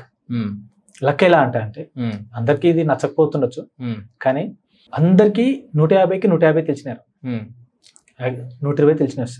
మిగిలిన 30 ఉంటాయి కదా, ఇష్టం అనేది ఇస్తారు ఎవరైనా సరే. లాస్ట్ టైంలో పెట్టుకుంటూ పోతారు. కొంతమందికి ఏంటంటే లక్ కలిసి వచ్చింది అనుకో, 30కి 15 అవుతాయి, 14 అవుతాయి, 13 ఇట్లా అవుతాయి. లక్ కలిసి రాలనుకో, వీళ్ళకి ఎంత 6-7 మార్కులు డిఫరెన్స్. అట్లా 4 పేపర్ 6 మార్కులు వేసుకున్నా కానీ 24 మార్కులు. ఒక్క మార్కుకే నీకు 100,000 ర్యాంకులు డిఫరెన్స్ వస్తుంది. అట్లాంటి 24 మార్కులు అంటే ఇంకా ఎక్కువ వస్తుంది. ఆడ లక్ అంటే నేను అనుకుంటున్నా, వేరే వాళ్ళకి ఎట్లుంటుందో తెలియదు, కానీ నా దాంట్లో అయితే నేను అదే కొంతమందికి లక్ కలిసి వచ్చినా కానీ లక్ ఫ్యాక్టర్ అయితే ఉంటుంది. ఆల్మోస్ట్ చాలా మంది కూడా చెప్పి లక్ ఫ్యాక్టర్. మొన్న లాస్ట్ టైం నేను ఇంటర్వ్యూ చేసిన మా ఫ్రెండ్ కూడా, నువ్వు ఎంత ప్రెజెంట్ చేసినా గానీ నీకు లక్ ఉండాలి ఏదో ఒక మ్యాటర్ లా. ఈవెన్ ఇప్పుడు నీ హెల్త్ బాగుంటానన్నా, ఆ ఎగ్జామ్ రోజు హెల్త్ బాగుండాలన్నా కానీ లక్ ఉండాలి. నీకు హెల్త్ బాగాలేదు అనుకో, లక్ లేనట్టే. అప్పుడు నీకు నువ్వు ఎంత చదివినా ఆ రోజు ఎగ్జామ్ లో పెట్టలేము, ఎందుకంటే 4 పేపర్లు ఉంటాయి. ఒక పేపర్ సరిగ్గా పోకపోయినా రెండో పేపర్ మీద ఎఫెక్ట్ పడుతుంటారు. సో అది ఎట్లా హ్యాండిల్ చేసారు? ఇప్పుడు 4 పేపర్లు ఉంటారు, మీరు 4 పేపర్లకు ఎన్ని మార్క్స్ వచ్చినాయి పేపర్లో? ఇప్పుడు ఎకనామీ చాలా టఫ్ సబ్జెక్ట్ అంటుంటారు, అంటే తక్కువ మార్క్స్ వస్తుంటాయి. అండ్ మూమెంట్ ఉంటుంది, మూమెంట్ స్కోరింగ్ సబ్జెక్ట్ అంటుంటారు. మీకు ఎన్ని మార్క్స్ వచ్చినాయి? నాకు అలా ఏం రాలేదు. ఒక మూమెంట్ దాంట్లో 100 దాటినాయి, మిగిలిన అన్నిట్లో 90 వచ్చినాయి. 90 మొత్తం మార్క్స్ ఎన్ని వచ్చినాయి మీకు? 377 వచ్చినాయి. 377 వచ్చినాయి. 377 కి 310 ర్యాంక్ వచ్చింది. ఓకే, సో ఇట్లా లక్ ఫ్యాక్టర్ తో పాటు మీకు కష్టం కూడా ఉండాలి. అండ్ అదే ఒక డైలాగ్ ఉంటది కదా మనకు సినిమాలో, క్లాస్ రూమ్ లో ఎవరైనా చెప్తుంటారు, ఎగ్జామ్ లో రాసినాడు టాపర్ అయితే. ఇప్పుడు అంతే ఇక ఏంటంటే ఎగ్జామ్ లో రాసినోడే జాబ్ వస్తుంది. ఎగ్జామ్ లో రాకుండా నాకు అది తెలుసు ఇది తెలుసు అన్న కానీ మనం అనుకోలేము. ఒకటి లక్ ఫ్యాక్టర్. లక్ ఫ్యాక్టర్ అయితే ఫేవర్ చేయాల్సిందే ఆల్మోస్ట్. అందరికి నచ్చదేమో కానీ ఆడ ఉన్నదే అదే. ఇప్పుడు 10 మార్కులలో 10 తగిలినాయి అనుకో, ఆయనకు 10 మార్కులు ఎక్కువ వచ్చినట్టు. అంతే, 10 మార్కులకు నీకు ర్యాంక్ ఎక్కడో ఉంటుంది. లేదు ఒకటే మార్క్ తగిలిందంటే నీది ఎక్కడో అట్లా లక్ ఫ్యాక్టర్ ఇట్లా ఉంటుంది. మార్క్స్ లలో బట్టి ఇంకోటి ఏంటంటే మనం చదివిన సబ్జెక్ట్ మనం చదివిన బుక్లకి వెళ్ళి వచ్చినాయి అనుకో. ఒక టాపిక్ ఉంది అనుకో, మనం సంవత్సరాలు యుద్ధాలే జరిగినాం, అప్పుడు అవే వచ్చినాయి అనుకో, అమ్మ నేను చదివిందే వచ్చిందని అనిపిస్తుంది. వేరే ఆయన అట్లా కాదు, దాని కాన్సిక్వెన్సెస్ చదువుతారు. ఆ కాన్సిక్వెన్సెస్ వచ్చినాయి అనుకో, మనకు అరే అది పోయిందో, తర్వాత దాని మీద ఏ కమిటీ ఇచ్చిర్రో, దాని తర్వాత ఏం ఒప్పందం జరిగిందో అని అది చదవలేదు అనుకో, అంటే అనిపిస్తుంది నేను అన్ని చదివినా కానీ ఒక్కటే మిస్ అయింది రా అనుకో. అట్లా ఇట్లుంటాయి. ఓకే, ఇప్పుడు కొత్త ఆస్పిరెంట్ ఎవరైనా, మీరంటే ఆల్రెడీ ప్రిపరేషన్ లో ఉన్న, మీరు కొత్తగా ఉన్నప్పుడు ఏదో టఫ్ సిచ్యువేషన్ ఫేస్ చేసి ఉంటారు. అంటే ఏంద్రా ఇది కొత్తగా ఉంది, అంత ఏం అర్థమైతలేదు అన్నట్టు కూడా ఉంటుంది. ఫస్ట్ స్టార్టింగ్ చేసినప్పుడు ఇన్ని సబ్జెక్టులు ఉంటాయి. మనకు బీటెక్ లో చదువుతాప్పుడు అన్ని టెక్నికల్ సబ్జెక్ట్సే ఉంటాయి, కానీ ఇక్కడికి వచ్చే వరకు జనరల్ గా వైడ్ సబ్జెక్ట్స్ ఉంటాయి. ఇప్పుడు కొత్త ఆస్పిరెంట్ ఎవరైనా వచ్చి గ్రూప్ 2 కానీ గ్రూప్ టూ చదవాలనుకుంటుండు, గ్రూప్ 2కి చదవాలనుకుని గ్రూప్స్ ప్రిపరేషన్ లో రావాలనుకుంటే ఒక స్ట్రాటజీ చెప్పాలి, ఒక స్టెప్ బై స్టెప్ ప్లాన్ చెప్పాలంటే ఏం చెప్తాను? ఇప్పుడు నేను ఎలా చెప్తా అంటే, ఇప్పుడు నీకు ఎగ్జామ్ ముందు అనుకో, ఎగ్జామ్ ముందు నువ్వు ఏం లేకుండా పోయి రాస్తావు, నీకు 50 మార్కులు వస్తాయి. జాబ్ వచ్చినానికి 70 మార్కులు 80 మార్కులు వస్తాయి. నువ్వు బాగా చదివిస్తే ఆ 20 మార్కుల గ్యాపే ఉంటుంది నీకు. ఓకే, అంటే నీకు ఏంటంటే 20 మార్కులలో నీకు లైఫ్ డిసైడ్ చేస్తుంది, కానీ ఆ 20 మార్కులకు నువ్వు చాలా కష్టపడాల్సి. దానికి ప్లానింగ్ చూస్తాం. సపోజ్ నేను ఎలా చెప్తా అంటే, ఒక 10th అంటే బీటెక్ కంప్లీట్ అయినా ఫ్రెష్ బ్యాచ్ వచ్చింది, ఆయనకి 10th లో 10/10 వచ్చింది. ఇంటర్లో 970, 980 వస్తుంది. బీటెక్లో ఇట్లా మంచి స్కోరింగ్ 75-76% వస్తుంది. ఇదంతా నాకు అని చెప్పి గవర్నమెంట్ నేను ఉట్టిగా అవి కొట్టేస్తా అని అనుకుంటాడు. కానీ ఇటుకు వస్తే కల్లా సినిమా మొత్తం వేరుంటుంది. ఏంటంటే అతనికన్నా ముందు ఒక 10 ఏళ్ళ నుంచి ప్రిపేర్ అవుతూ ఉంటారు, వాళ్ళతో పోటీ పడాలి. కాబట్టి నువ్వు షార్ట్ అంటే 6 నెలల్లో నేను కొట్టేస్తా, వాళ్ళంతా నాకు ఎట్లా ఇంకొచ్చినాయి అది దాన్ని. ఇప్పుడు నేను ఇంగిట్లా 10th టాపర్ని, మండల్ టాపర్ నేను. కానీ నేను జాబ్ రానికే నాకు ఇప్పుడు గ్రూప్ 2 రానికే నాకు 10th అయిపోయినాక లేదైనా 17 సంవత్సరాలు పట్టింది. 17 years. నేను 2014 నుంచి చదువుతుంటే నాకు 25 వచ్చింది. అంటే నేను 11 సంవత్సరాలు స్టార్ట్ చేసినప్పటి నుంచి ఇప్పుడు వచ్చింది. ఎవరు వచ్చినా సరే నా ఒపీనియన్ ఏంటంటే మీరు ఎంబడే వస్తుందని అనుకోవద్దు. మీకంటే ఒక ప్లాన్ తీసుకోవాలి, చదువుతూనే ఉండాలి, రాకుండా చదువుతూనే ఉండాలి, వచ్చినా చదువుతూనే ఉండాలి. ఆ ప్లాన్ ఇంప్లిమెంట్ చేస్తూ ఉండాలి. నీకంటూ ఒక నోట్స్ ఉండాలి, నువ్వు ఒకరికి చెప్తట్టు ఉండాలి, ఎక్స్ప్లెయిన్ చేస్తట్టు ఉండాలి. దాంట్లో ఒక క్వశ్చన్ పేపర్ని నువ్వే తయారు చేస్తావు. అంటే ఈ క్వశ్చన్ గిలా అడుగుతుండొచ్చు అని నువ్వు ముందే నీకు రావాలి. వచ్చిన క్వశ్చన్ నేను ఆన్సర్ చేస్తాను కదా, ఆ క్వశ్చన్ గిలా తయారు చేయొచ్చని నీకు ఉంటే ఆ సబ్జెక్ట్ మీద గ్రిప్ ఉన్నట్టు. సో అంటే ఇప్పుడు ఒక కొత్త ఆస్పిరెంట్ వస్తే వాడు షార్ట్ టర్మ్ గోల్ పెట్టుకోరు, లాంగ్ ఏ టైం పట్టదు. ఎందుకంటే నోటిఫికేషన్ వస్తేనే, నోటిఫికేషన్ వచ్చేది దిక్కు, ఆ నోటిఫికేషన్ వచ్చినాక ఎగ్జామ్ పెట్టేది 1 year దగ్గర పడుతుండొచ్చు, ఇంకా కోర్ట్ కేసులు ఇవన్నీ లేకపోతే. సో లాంగ్ టర్మ్ గోల్ పెట్టుకొని రావాలి. సో ఇప్పుడు బుక్స్ చదవాలనుకో, వాడు ఒకటేసారి ఆ బుక్ చదివేసి నేను అయిపోయింది అనుకుంటారు, అయిపోయింది అన్నట్టు ఉంటారు. సో ఇంకొకటి ఏంటంటే బుక్స్ చదువుతుంటారు, ఒక్క రోజులో ఒక బుక్ మొత్తం ఇట్లా ఒకటే సబ్జెక్ట్ చదువుతుంటారా మీరు, లేదంటే ఒక 2 సబ్జెక్టులు పెట్టుకొని 4 hours ఇది 4 hours ఇట్లా డివైడ్ చేసుకుంటున్నాను? నేను మార్క్స్ ప్రకారం టైంని డివైడ్ చేస్తాను. ఎకానమీ నాకు అప్పుడు 2016లో నాకు రాకపోవడానికి కారణము ఎకానమీ అని చెప్పి నేను ఎకానమీకి ఎక్కువ ఇస్తుండే. క్లాసులు వింటుండి మళ్ళీ 1-2 సార్లు వింటుండే. ఎందుకంటే ఒక చదివిన దానికన్నా విన్నదాన్ని ఎక్కువ రోజులు గుర్తుపెట్టుకోవచ్చు అని చెప్పి. తర్వాత చదువుతుంటే, తర్వాత క్వశ్చన్ పేపర్ చేస్తుంటే, అదంతా అయిపోయినాక మిగిలిన వేరే సబ్జెక్ట్ చదువుతుంటే. హిస్టరీ, పాలిటీ నేను అప్పటి నుంచి చదువుతున్నా కాబట్టి నాకు ఐడియా ఉంటుండే. ఎకానమీ అంటే మారుతూ ఉంటుంది కదా, ఎవ్రీ ఇయర్కి చేంజ్ అవుతూ ఉంటుంది. పాలిటీ అంటే పాలిటీ, హిస్టరీ మనం అప్డేట్ చేసుకుంటే సరిపోతుంది. ఇది సబ్జెక్ట్ మొత్తం అప్డేట్ చేసుకోవాలి ఎకానమీ అంటే. అట్లా నేను ఎకానమీకి ఎక్కువ ప్రిఫరెన్స్ ఇచ్చేది. తర్వాత దేని మార్కులను బట్టి, ఇప్పుడు ఎకానమీ తర్వాత హిస్టరీ ఉండే, తెలంగాణ మూమెంట్ ఉండే, తెలంగాణ మూమెంట్కి ఎక్కువ కాబట్టి తెలంగాణ మూమెంట్ చదువుతుంటే, హిస్టరీ, పాలిటీ ఇవిటి చదువుతుంటే. ఇవి వచ్చిన సబ్జెక్టులు అంటే మనకు 10 to 15 వచ్చేటివి, మన జాగ్రఫీ అయినా సరే, సైన్స్ అండ్ టెక్నాలజీ, వేరే చిన్న సబ్జెక్టులన్నీ కొద్దిగా 2 hours 3 hours చదువుతుంటాయి. కానీ క్వశ్చన్ పేపర్లు వేస్తుండే. ఇప్పుడు నేను ఒక బుక్ స్టాల్కి పోయినా అంటే చిన్న సబ్జెక్టులు ఉంటాయి కదా, క్వశ్చన్ పేపర్లు తెచ్చుకుంటుంటే, బుక్ తెచ్చుకోకపోతే క్వశ్చన్ పేపర్ తీసుకొని చదువుతుంటే కదా, మళ్ళీ చేసడం కాదు కానీ చదివేది. సో అట్లా అంటే సబ్జెక్ట్ వెయిటేజ్ బట్టి టైం కేటాయించేది, అండ్ మీకు ఏ సబ్జెక్ట్ టఫ్ అనిపించదో దాని మీద ఎక్కువ కేటాయించేది. ఇప్పుడు అవన్నీ బుక్కులు చదువుతాం మనం, హిస్టరీ చదువుతాం, జాగ్రఫీ చదువుతాం, మూమెంట్ చదువుతాం, ఎకనామీ చదువుతాం, పాలిటీ చదువుతాం, ఇట్లా దగ్గర 10-12 సబ్జెక్టులు ఉంటాయి, మేజర్ సబ్జెక్టులే. ఎగ్జామ్ ముందు రివిజన్ ఎట్లా ఉంటుండే, ఎన్ని రోజుల ముందు రివిజన్ చేస్తుండే, లేదంటే చదివిన వారానికి ఒకసారి రివిజన్ ఎట్లా ఉంటుంది, రివిజన్ స్ట్రాటజీ ఎట్లా ఉంటుంది? ఇక నేను సండే రివిజన్ చేస్తుండే, సండే పేపర్లో ఎక్కువ చేస్తుంటే, క్వశ్చన్ పేపర్లన్నీ గ్రాండ్ టెస్ట్ ఉంటాయి కదా, గ్రాండ్ టెస్ట్లు చేస్తుండే.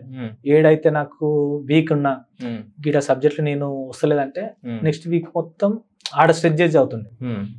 నేను నోట్స్ రాస్తుండే కాబట్టి ఇప్పుడు దీంట్లో టెస్ట్ పేపర్లో నీకు తెలియంది కొత్తగా వచ్చింది అనుకో, ఎంబడే నోట్స్ తీసి ఆడ రాసి వేస్తుంటే, పలాంది ఇది ఈ బుక్ లో లేదు, ఇక టెస్ట్ పేపర్ వచ్చింది అని చెప్పి ఆడ రాసేస్తుంటే దాన్ని.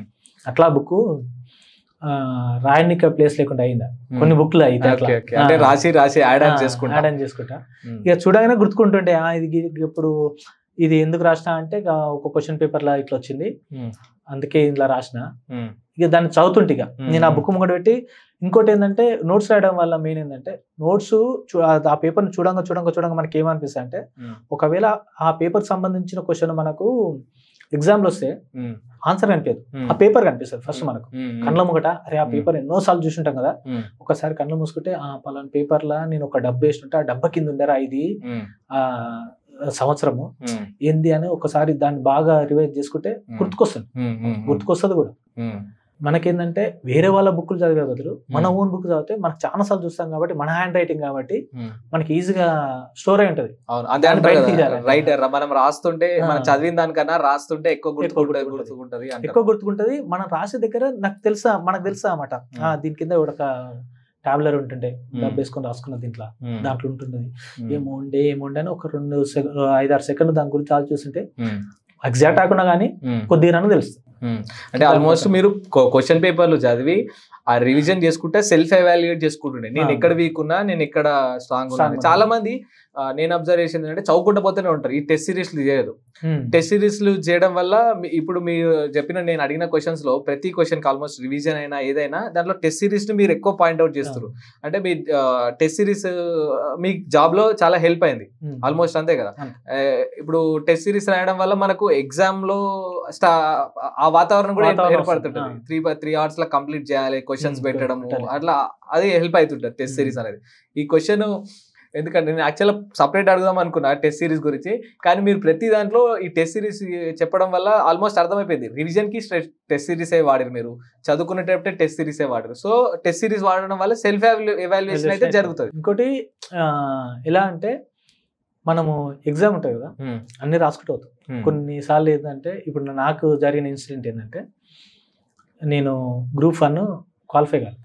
ఎందుకు క్వాలిఫై కాలేదు అంటే నేను అంతా క్వశ్చన్ పేపర్ చేసిన, అంత లాస్ట్ హాఫ్ అన్ అవర్ అన్నారు. హాఫ్ అన్ అవర్ అంటే అన్నిటి బబుల్ తీసుకుంటూ వస్తున్నాను. లాస్ట్ 20-25 బబులే వేయాలి అంటే అప్పటికే పేపర్ టైం అయిపోయింది. పేపర్ తీసేసుకుంటే నేను ఇంటికి పోయినాక చూసుకున్నా అన్నమాట. అరే ఏంద్రా ఇప్పుడు ఈ లాస్ట్ 25 ఎట్లా ఏంటి అంటే అన్ని polity question, polity easy subject, అన్ని పాలిటీ క్వశ్చన్లే. పాలిటీ క్వశ్చన్లు 25 పెడితే నాకు 21 ఏమో వచ్చింది. 25లా 21 వచ్చినాయి. అమ్మా 21 వస్తే మంచిగా క్వాలిఫై అవుతుండేగా. ఇక ఒక 2 రోజులు బాధపడ్డా, క్వాలిఫై కాలే అది అని. ఇక అనిపించింది సరే ఏదో ఒకటి క్వాలిఫై కాలేదంటే దానికన్నా ఇక ఒక డైరెక్ట్ గ్రూప్ 2 కూర్చోవచ్చులే అని నేను అనుకున్నా. కానీ నాకు చాలా సార్లు ఏమన్నారంటే కొంతమంది అన్నారు, నువ్వు గ్రూప్ 1 ప్రిలిమ్సే క్వాలిఫై కాలే, గ్రూప్ 2 నీతోటి అవుతుందా, గ్రూప్ 2 నీతోటి అవుతుందా అని చాలా మంది అన్నారు. అంటే సరే వాళ్ళ కోసమన్నా నాతో అవుతా అని చూపించాలి. నాకు తెలుసు నేను అక్కడ రాసినా చేసినా నేను క్వాలిఫై అయ్యే మార్క్స్ నాకు వచ్చినాయి, కానీ నేను చేసిన తప్పు కదా. కాబట్టి టైం మేనేజ్మెంట్ చాలా ఇంపార్టెంట్. ఈ టెస్ట్ సిరీస్ చేస్తే మనం ఏంటంటే ఇట్లా పెట్టుకుంటూ పోతాం కాబట్టి ఆడ మనకు టైం సరిపోతుంది అని అనుకుంటాం, అలవాటు అయిపోతుంది. కానీ ఒక్కొక్కసారి మామూలుగా ఈ టెస్ట్ ఇవి ఇట్లా చేయాలి అంటే బబ్లింగ్ చేయడం అవి ఇట్లా 1-2 సార్లు చూసుకోవాలి పక్క. అది అట్నే అయింది నాకు. గ్రూప్ 1 అట్నే అయింది, గ్రూప్ 4 గిట్లా అలానే. కానీ నాకు లక్కీ ఏంటంటే గ్రూప్ 4లా ఇంకా ఎక్కువ మార్కులు వస్తుంటేనేమో, కానీ జాబ్ వచ్చేటట్టయితే ర్యాంక్ వచ్చింది. ఈ ఇన్ ఇయర్ జర్నీలా మీరు చేసిన మిస్టేక్స్ అంటే ఏం చెప్తారు? మిస్టేక్స్ అంటే ఫస్ట్ ఇప్పటికిట్లా అనిపిస్తుంది నేను అనవసరంగా బీటెక్ చేసిన రాయ్యా. తర్వాత ఏంటంటే నేను ఇంటర్ బాగానే చదివాను, ఇంటర్ మంచిగా ఉంటే బీటెక్ ఫస్ట్ ఇయర్లోనే ఉన్నా. సెకండ్ ఇయర్ అవుతాకల్లా నాకు ఏం అర్థం కాలే. ఇంటర్వ్యూలు అంటారు, స్కిల్స్ అంటారు, అంటే 2 రకాల స్కిల్స్ అంటారు. అరే స్కిల్స్ డెవలప్ చేసుకో అంటారు, అంటే మాట్లాడడం మాత్రమే స్కిల్స్, సాఫ్ట్ స్కిల్స్ లేదు అట్లా కాదు, నాలెడ్జ్ ఉండాలి అంటారు. నాలెడ్జ్ అంటే మనము నాకు ఏంటంటే మీ ల్యాబ్లు బాగా చేస్తుంది, ల్యాబ్స్ ఉంటాయి కదా, ల్యాబ్స్ 100% చేస్తుంది. కానీ నాకు ఆన్ పేపర్ మీద రాయడానికి ఉండకపోయేది. ఇక బార్డర్ మార్క్ తోటి పాస్ అవుతుండే, గిట్లా ఈడ జాబ్ వస్తుంది అదని బాగా అనుకునేది. సెకండ్ ఇయర్ థర్డ్ ఇయర్ ఇక 4th ఇయర్ ఉన్నప్పుడు అనుకుని ఇక ఇదంతా కాదు గవర్నమెంట్ సెక్టార్కి వెళ్ళిపోయాము అని చెప్పి అప్పటి నుంచి బుక్స్ ఏదో ఒకటి హిస్టరీ చాలా చరిత్ర తెలుసుకున్నట్టు ఉంటుంది కదా అని చెప్పి హిస్టరీ బుక్లు ముంగటేసుకున్నా ఫస్ట్. అంటే బీటెక్ చేస్తుంటేనే ఇప్పుడు చదువుతా ఉండేది. ఇవి క్విజ్ ప్రోగ్రామ్స్ ఉంటాయి కదా అది చూస్తూ ఉండేది. అనిపించింది ఇది వరకల్లా అయిపోతుండేనేమో, డిగ్రీ చేసినంటే బీటెక్ అనవసరం ఇంకొక సంవత్సరం వేస్ట్ చేస్తున్నా అని అనిపించింది. తర్వాత నేను నా లైఫ్ లో ఒకటే ఇంటర్వ్యూకి పోయినా, అంటే ఇంటర్వ్యూ బీటెక్ దాంట్లో ఒకటే ఇంటర్వ్యూకి పోయినా, చెమటలు పట్టినాయి నాకు. వాళ్ళు అడుగుతుంటే వాళ్ళు పక్కకున్న వాళ్ళు ఏదైతే చెప్తుంటారు, ఇంగ్లీష్లో చెప్తుంటారు, నాకేమో ఇంగ్లీష్ రాదు. నేను ఒకదానికి బాగానే ప్రిపేర్ అయిపోయాను, అంటే ఇట్లా జామ్ సెషన్ అని ఉంటాయి కదా, బాగానే ప్రిపేర్ అయిపోయినా అద్దం ముంగట చెప్పకుండా ఇంకా అది చేయగలుగుతానేమో, అది ఒకటి బయట పడితే మిగిలిన ఏమైనా ఉంటే చూసుకుంటారులే అనుకో ఇట్లా పోయినా వాళ్ళకి వచ్చిన అడిగి చెప్పు నీ గురించి చెప్పు అంటే నోటికి ఒక మాట రాదు. పక్కకు మా బాగుండే ఉండి ఇట్లా నేను ఇట్లా కూర్చొని నా పక్క కూర్చొని ఇట్లా చేయండి ఇట్లా ఉండి ఇట్లా ఇట్లా అంటుంది ఇంకా కూల్ కూల్ అని నేను ఏం చెప్పలే. వాళ్ళు సపడా కూడా వేరే ఇచ్చారు. తర్వాత లిస్ట్ ఇస్తారు కదా, లిస్ట్ ఇచ్చినప్పుడు మా బావ నాకన్నా బాగా చెప్పిండు. అంటే నాకన్నా బాగా అప్పటికే మంచిగా ఉండే చెప్పిండు. చెప్తే ఆయన ఇట్లా డిస్క్వాలిఫై చేశారు. నేను 0 కాడున్నా మా బావ అంతో ఇంతో 60 కాడన ఉండు, ఆయననే డిస్క్వాలిఫై చేసిండు. నేను ఈ 0 నుంచి 60కి ఎప్పుడు రావాలి, ఈ పెట్టేది నేను గవర్నమెంట్ ఫీల్డ్ లో పెడితే నాకు వస్తుండేనేమో. మెయిన్ ఇంకోటి ఏంటంటే అప్పుడు 2014 పాస్. 2014 బాగా అప్పుడే తెలంగాణ వచ్చింది కదా, మస్తు జాబ్లు ఉంటాయి, మస్తు జాబ్లు వేస్తారు, ఏదో ఒకటి నీకు వస్తుంది, ఒక్కటిసారి కుట్టామంటే లైఫ్ సెటిల్, ఇంటికాడ అంటే ఇక నీకు జీవితాంతం ఉండొచ్చులే అని ఒక అందరు ఇట్లా అంటారు కదా. నేను అదే లెవెల్ 6 నెలలు అదే కూర్చున్నా. ఒక 1 year 1.5 year ఇక నోటిఫికేషన్ రాలే. నోటిఫికేషన్ వచ్చినాక గట్టి కూర్చుని కూర్చొని ఒకసారి కానిస్టేబుల్ జాబ్ రాగానే మిగిలిన ఇక సరే సాధించిన అన్న ఫీల్ వచ్చింది. అది ఎంత 1.5 year 2 years ఉంది అనుకో. ట్రైనింగ్ తర్వాత ఒక 1 year వేసినాక నేను సాధించింది తక్కువనే, ఇంకా సాధించాలి, ఆఫీసర్ ర్యాంకులు ఉండాలి అని చెప్పి మళ్ళీ అప్పటి నుంచి మళ్ళీ స్టార్ట్ చేస్తాను. ఓకే, ఇప్పుడు ఇన్ని సంవత్సరాలు చదివారు కదా, చదివారు, మీ ఫ్యామిలీ బ్యాక్గ్రౌండ్ కూడా నాకు కూడా తెలుసు. ఇంత జర్నీలా మీ ఫ్యామిలీ సపోర్ట్ ఎట్లుంటాయి? ఇది ఎందుకు అడుగుతున్నా అంటే, నువ్వు 11 months నీ పెళ్ళి అయిన తర్వాత, మీకు పాప పుట్టిన తర్వాత 11 months నువ్వు జాబ్కి రిజైన్ చేసినావు. అంటే జాబ్ సర్వీస్ చేయలేదు, 11 months జాబ్ లీవ్లో ఉన్నావు ఆల్మోస్ట్. సో అప్పుడు నీ ఫ్యామిలీ సపోర్ట్ ఎట్లా ఉంటుంది? మీ ఫ్యామిలీలో అందరు ఎట్లా సపోర్ట్ చేసేది? అంటే నువ్వు ఈ 11 months అన్నావు కానీ నేను చెప్పేది అంటే 2014 నుంచి చెప్పాలి. ఎందుకంటే మా 10th classmates అంతో ఇంతో బీటెక్ అది ఎంటెక్ దాకా ఉంది, నేను ఒక్కనే. నేను బీటెక్ నుంచి బయటకు వచ్చే వరకు మా వాళ్ళు ఏదో ఒక పనులు చేసుకుంటారు. కొందరు రియల్ ఎస్టేట్ చేసుకుంటారు, కొందరు వేరే బిజినెస్ పెట్టారు, అది చేసి మా మనతో తిరుగుతారు. నేను 2014 నుంచి 2017 వరకు నేను అన్ఎంప్లాయ్ అన్నట్టు. 3 years ఇంటికానే ఉన్నా. ఇంటికానే ఉంటే మా పేరెంట్స్ అన్న ఒక్క మాట అనలేదు. నేను మా తమ్ముడు ఇద్దరం ఇంటికానే ఉండే. రోజు తినేది, ఆడ కూర్చొని చదివేది. వేరే వాళ్ళకి అనిపించేదిగా ఇంకెన్ని రోజులు ఉంటారమ్మా, ఏం చేస్తారు మీ కొడుకులు, ఏం చేస్తారు మీ కొడుకులు అన్న డైలాగులు వాళ్ళకి వచ్చేటి. వస్తే ఇక ఇంకా చదువుకుంటారు అని చెప్పేది.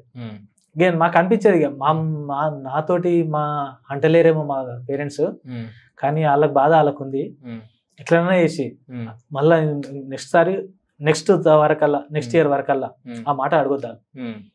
ఆ మాట వాళ్ళ నోటి నుంచి ఇప్పుడు పేరెంట్స్ బాధపడద్దు. మీ ఇంట్లో ఇక ఫంక్షన్కి పోకపోయేది, ఏం చేస్తున్నావురా, ఇంకేం చేస్తున్నావు అన్న క్వశ్చన్ ఉంటుంది చూసినా, అది మనిషిని గట్టిగా ప్రయత్నించడానికే గట్టిగా ఫోర్స్ చేస్తారు. ఇంకోటి మా పేరెంట్స్ మమ్మల్ని అయితే ఒక్క మాట అనలేదు.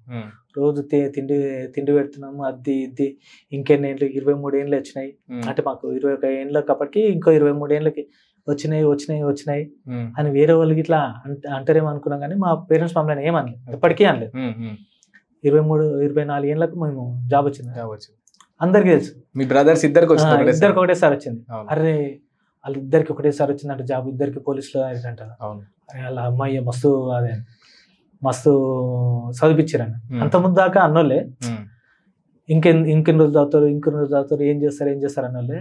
మీ కొడుకులు బాగా చదివారు, బాగుర్రు అది అన్న కాడికి వాళ్ళకి ఒక ఏంటంటే మా కొడుకులు ప్రయోజకులు అయ్యారు, మేము వెయిట్ చేసినాం అన్న కాడికి అంటలకల్లా మనకు కూడా అనిపిస్తుంది మా పేరెంట్స్ హ్యాపీ, మేము హ్యాపీ అని. ఇప్పుడు ఈ మధ్య మళ్ళీ Group 4 ఇద్దరికి ఒకటేసారి. Group 4 వచ్చింది. ఎవరికి చూసినా గానీ ఒకటే డైలాగ్, ఏం కొడతారా, కొట్టినా మొత్తం మీ ఇంట్లో కొడతారా ఇద్దరే, మీ ఇంట్లో ఏవి పెడతలేరు, మీ ఇద్దరే కొడుతురు అని. తర్వాత ఇప్పుడు నువ్వు అన్నావు కదా 11 నెలలు ఖాళీగా ఉన్నావు కదా అని. నాకు తర్వాత ఎందుకంటే ఇప్పుడు ఫైనాన్షియల్ గా మీకు అన్ని మన బర్డెన్స్ ఉంటాయి, అవి ఎట్లా డీల్ చేసినావు? అప్పుడు మీ ఫ్యామిలీ వాళ్ళు ఏదో సపోర్ట్ ఉంటుంది కదా, ఉండాలి ఎట్లా? ఇప్పుడు అప్పటికి నాకు మ్యారేజ్ అయినండే. మ్యారేజ్ అయిపోయినాక ఇట్లా నేను డైలీ కొన్ని రోజులు నేను మ్యారేజ్ నుంచి నా వరకు నేను 1 year వేసిన, అంటే 2 years అనుకో. 2 years లో 1 year వేసిన, మిగతా 11 నెలలు నేను ఇంటికి అన్నాడు. కొన్ని రోజులు డ్యూటీకి పోయేది, కొన్ని రోజులు ఏమో లీవ్ పెట్టేది. అట్లా అంటే మనకు శాలరీ రాదు. ఇక నేను ఒకటి అయితే చెప్పగలుగుతా ఏంటంటే మా ఫ్యామిలీ నన్ను ఎప్పుడు అనలేక నువ్వు బంద్ చేస్తావు ఎందుకు బంద్ చేస్తున్నావు, ఇంట్లోకి వెళ్తుందా వెళ్ళదా అని ఏం అడగలే. ఉన్నది అడ్జస్ట్ చేసిరు. నేను అంతే. నేను ఒకవేళ నేను డుమ్మ కొట్టినా అని మా తమ్ముడు రెగ్యులర్గా వెళ్ళేది. రెగ్యులర్గా ఆయన ఇంట్లో మెయింటెనెన్స్ చేశాను. ఇక నాకు ఫ్యామిలీ అయినాక నేను మా వైఫ్ని తీసుకుని ఇక్కడికి వెళ్ళాను. ఇక్కడికి వెళ్దాం అన్నా కానీ ఫైనాన్షియల్ బర్డెన్ అయితే అని చెప్పి ఎక్కడికి వెళ్ళలేదు. ఇంకోటి నాకు టైం చాలా ఇంపార్టెంట్ అనిపించింది. వెళ్తున్నాం అనుకో 1 day స్పెండ్ చేయాలి. అదే 1 day ఎంతో కొంత సబ్జెక్ట్ క్లియర్ అయ్యా. ఇక మా వైఫ్కి ఇట్లా నేను 1-2 సార్లు అడిగింది. మా వైఫ్ ఇట్లా ఉండి ఇది అంతా కాదు, నేను తీసుకుపోయే టైం చాలా ఉంది, అప్పుడు పోదాం, మంచి పొజిషన్లో ఉన్నాక పోదాం అంటే తను ఎప్పుడు అడగలేదు. అట్లా నాకు నా ఫ్యామిలీ సపోర్ట్ చేసినట్టు మిగిలిన అందరికి సపోర్ట్ చేయాలని నేను కోరుకుంటాను. అంటే నాకు మా ఫ్యామిలీ సపోర్ట్ చేసినట్టు ఎవరైతే లాంగ్ స్టాండింగ్ లో కూర్చుంటాం అనుకుంటా చూసినా వాళ్ళకు వాళ్ళ ఫ్యామిలీ సపోర్ట్ చేస్తే ఎప్పటికైనా సరే వాళ్ళ ప్రాజెక్టులు అవుతారు. సో ఈ సేమ్ డైలాగ్ మా ఫ్రెండ్ కూడా అదే చెప్పిండు. వాళ్ళ ఫ్యామిలీ మొత్తం మన కోసం సపోర్ట్ చేసారు. అంటే ఒక సపోర్ట్ చేసి నిలబడ్డప్పుడు ఆ క్యాండిడేట్ కి ఇంకా స్ట్రాంగ్ అవుతుంది, ఆయనకి ఇంకా బలం వస్తుంది. అరే మా వాళ్ళు నాతోటే ఉన్నారని ఇట్లా సపోర్ట్ చేస్తే ఇంకా వాడు తొందరగా కొట్టడానికి ఛాన్సెస్ ఉంటాయి. ఇప్పుడు నేను 9 to 9 స్టడీ హాల్కి వెళ్ళేది. నాకు ఒక్క ఫోన్ రాకపోయింది ఇంటికాడికి. మాకు అప్పుడు నా పాప 1 year ఉండేది. 1 year ఉండగానే మొత్తం మా వైఫ్ వేసుకునేది. ఏది ఉన్నా కానీ వాళ్ళే చూసుకునేది ఇంటికాడ. ఏదన్నా ఏమన్నా ఉంటే ఇంటికి వచ్చినాక అయిపోయింది. అంతేగాని ఇంకా మధ్యలో ఫోన్లనే రాకపోయేది. పీస్ఫుల్గా రాకునేది. మా NS రీడింగ్ రూమ్ ఉండేది, చాలా పీస్ఫుల్గా అనిపించేది. ఫెసిలిటీస్ అయినా సరే ఏవైనా సరే మంచిగా ఉండేది. వాతావరణం బాగుండేది అక్కడ. వాతావరణం బాగుండేది. ఇంకోటి ఏంటంటే అక్కడ ఉన్న వాళ్ళందరి ముఖంలో కసి అనిపించేది. నేను కూడా 1-2 సార్లు వెళ్ళినా అక్కడ అందరికి కసి అనిపించేది అనమాట. నేను చూసినప్పటి నుంచి చాలా జాబ్లు వచ్చినాయి అందులో. ఒక పెద్ద బ్యానర్ కూడా వేసారు కదా, పెద్ద బ్యానర్ జాబ్ వాళ్ళందరూ బ్యానర్. అయితే దాంట్లో ప్రొపరేటర్ ఇట్లా నరేష్ ఉండే అనేది నెక్స్ట్ సారి నీ ఫోటో పైన ఉండాలిరా. అయితే సార్ పెద్ద బ్యానర్ వేపియమని చెప్పాలి. నీ ఫోటో పైన ఉండాలి, నీ ఇట్లా వేపియాలి అంటే Group 4 అప్పుడే అన్నాడు. వేపిద్దాం రా Group 4 అంటే ఇప్పుడు ఎందుకన్నా తర్వాత చూద్దాంలే అని. మొన్న రీసెంట్ గా ఇది వచ్చినప్పటి నుంచి అన్నాడు ఇక మంచిగా ఒకటి చేద్దాము, బ్యానర్ వేపిద్దాము అది అని. సరేలే అని అన్నాడు. అక్కడ బాగుండేది. అంటే వాతావరణం మంచిగా ఉండేది. మనకు పార్కింగ్ అయినా సరే అక్కడ ఇబ్రహీంపట్నానికి దూరం కాబట్టి కొంచెం పీస్ఫుల్ గా ఉంటుంది, ట్రాఫిక్ కూడా ఏమి ఉండదు. ఇంకోటి సీటింగ్ అయినా సరే అవన్నీ మంచిగా ఉంటాయి. ఇన్ని జాబులు చేసారు మీరు, కానిస్టేబుల్ చేసారు, Group 4 జూనియర్ అసిస్టెంట్ చేసారు. ఇప్పుడు గ్రూప్ 2 ఇంకా వెళ్ళలేదు కానీ సో ఈ జాబ్లలో మీకు సాటిస్ఫాక్షన్ అనిపించిన జాబ్ ఏంది, ఎందుకు అనిపించింది? అంటే ఇక జాబ్ని బట్టి అనిపిస్తుంది. అన్ని జాబులు ఈక్వలే, కానీ నాకు ఫస్ట్ నుంచి అయినా సరే ఇప్పుడు Group 2 ఎలా ఉంటుందో తెలియదు కానీ నాకు పోలీసే ఇక ఎవరికి కాదు. ఎందుకంటే మనము డైరెక్ట్ ఫీల్డ్ ఉంటాం. ఏదన్నా ఉన్నా కానీ నేను సోషల్ మీడియాలో వేసేది. సోషల్ మీడియా కంప్లీట్ వస్తాయి కదా, వాళ్ళు రిప్లై ఇస్తారు అంతా అయిపోయినాక. ట్విట్టర్ లో దాంట్లో ఫేస్బుక్ లో ఇస్తారు కదా, వాళ్ళు మనకు ఫీడ్బ్యాక్ అంతా వాళ్ళ ప్రాబ్లమ్ సాల్వ్ అయినాక రిప్లై ఇస్తారు కదా. అది చాలా మంచిగా అనిపించేది. సార్ ఫోన్లో చేస్తారు అన్నమాట. సార్ మీ వల్లనే అయింది సార్, లేకుంటే కాకపోతుండే అది ఇట్లా మాకు ఏం తెలియదు సార్ అని. మనం ఏంటంటే నేను ఎట్లా అనుకున్నానంటే ఒక 2012-2013 నాకు ఒక గవర్నమెంట్ ఆఫీస్ కోవాలంటే భయం అయ్యేది. ఎందుకంటే నన్ను ఎట్లా రిసీవ్ చేసుకుంటారు. ఇప్పుడు బ్యాంకులు ఉంటాయి కదా, బ్యాంకులలో వాళ్ళు వెరైటీగా చూస్తారు. ఈడ సైన్ లేదు, ఆడ సైన్ లేదు, గిది నింపాలి, గది నింపాలి, అట్లా ఇట్లా అని వాళ్ళు 10 కండిషన్లు పెడతారు. అట్లా అని చెప్పి నాకు గవర్నమెంట్ ఆఫీస్కి పోయినా అదే భయం ఉండేది. అప్పుడు అనిపించేది అరే అట్లా కాదు, ఒకవేళ నేను గవర్నమెంట్ ఆఫీసర్ అయితే ఒకరు వస్తే క్లీన్ గా చెప్పాలి వాళ్ళకు, ఒకవేళ లేకుంటే రాసుకోవాలి, మనమే రాసియాలి అని చెప్పి ఉండేది. అట్లా పోలీసుల మాన్యువల్ ఉంటది. ఒకవేళ నీ దగ్గరికి ఒక కంప్లైంట్ వచ్చిందనుకో, రాయలేని పరిస్థితులు ఉంటే నువ్వే రాయాలి. ఇప్పుడు వాళ్ళు ఫోన్ చేస్తారు మనకు, ఫోన్ చేసి ఇట్లా సార్ అది సార్ ఇది సార్ అని మనకు చెప్తారు. అమ్మ ఇదంతా టైప్ చేసి పెట్టామా అని మనం అన్నాం అనుకో, నాకు రాస్తారంటే ఇక మనమే రాసుకొని టైప్ చేసి అక్కడ ఉండి వాళ్ళకు కన్సర్న్ వాళ్ళకి ఫార్వర్డ్ చేసి వాళ్ళ ప్రాబ్లం క్లియర్ అయ్యేటట్టు చూసారు. అది నాకు బాగా అనిపించేది. కొన్ని నైట్ కాల్స్ వచ్చేది, నైట్ కాల్స్ తప్పిపోయినాయో లేకుంటే చైల్డ్ మ్యారేజెస్ ఇట్లాంటివి కొన్ని ఆపినప్పుడు ఆ సాటిస్ఫాక్షన్ చాలా ఎక్కువ ఉండేది. అమ్మ నేను ఒక చైల్డ్ మ్యారేజ్ ఆపిన, నేను ఒకటి ఇల్లీగల్ ఆపిన, ఒక అతను ఇంట్లోకి వెళ్ళి తప్పిపోతే నేను హెల్ప్ చేసిన ఒక అని మనకు సాటిస్ఫాక్షన్ జాబ్ సాటిస్ఫాక్షన్ అట్లాంటి. ఇప్పుడు వేరే జాబ్, ఇప్పుడు నేను అకౌంటెంట్ గా చేస్తున్నా, బిల్స్ వస్తాయి, చేయిస్తా, రాస్తా, పంపిస్తా. పబ్లిక్ తో డైరెక్ట్ కనెక్షన్ లేదు, రాసి పంపిస్తా అంతే. ఇక వెరిఫై కరెక్ట్ ఉన్నాయా లేవా అని వెరిఫై చేసి పంపిస్తా. నేను అది ఇవ్వాలి కాబట్టి రేపు చేసుకుంటా. కానీ ఆడ అట్లా నువ్వు 5 నిమిషాలు ఇప్పుడు తింటప్పుడు ఒక కాల్ వచ్చింది అనుకో, పక్కకెట్టి ఆ కాల్ చేసినాక ఆ కాల్ మొత్తం కంప్లీట్ అయినాక తిని ఒక్కొక్కసారి 10, 1:30 గంటల తింటుంది. నైట్ డ్యూటీలు చేసినప్పుడు 1:30 వరకల్లా తక్కువ ఉండేది, అందరు పడుకుంటారు కదా, ఆ టైంలో తినేది. తిని పొద్దుగాల మళ్ళీ మార్నింగ్ 7 వరకల్లా మళ్ళీ స్టార్ట్ అయ్యింది. ఇంకోటి నైట్ డ్యూటీలు చేసినప్పుడు నాకు చదువుకొని కొద్దిగా టైం ఉంది, అంటే నైట్ కాల్స్ రావు కదా, అది ఇట్లా ఫోన్ దగ్గర పెట్టుకొని చదువుకుంటూ మనకు రింగ్ లో ఒకవేళ నోటిఫికేషన్ రాగానే ఎంబడే దాని. ఇప్పుడు మనం ప్రిపరేషన్ లో ఉన్నప్పుడు మెంటల్ గా అండ్ ఫిజికల్ గా మనం స్ట్రాంగ్ ఉండాలి, స్ట్రెస్ ని డీల్ చేయాల్సి వస్తుంది.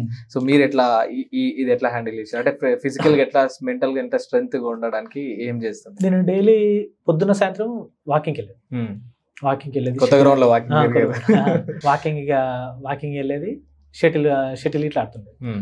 ఇక ఒక్కనున్నాను అనుకో, హెడ్ ఫోన్ చెప్పులు పెట్టుకునేది, ఏదో ఒక క్లాస్ పెట్టుకునేది.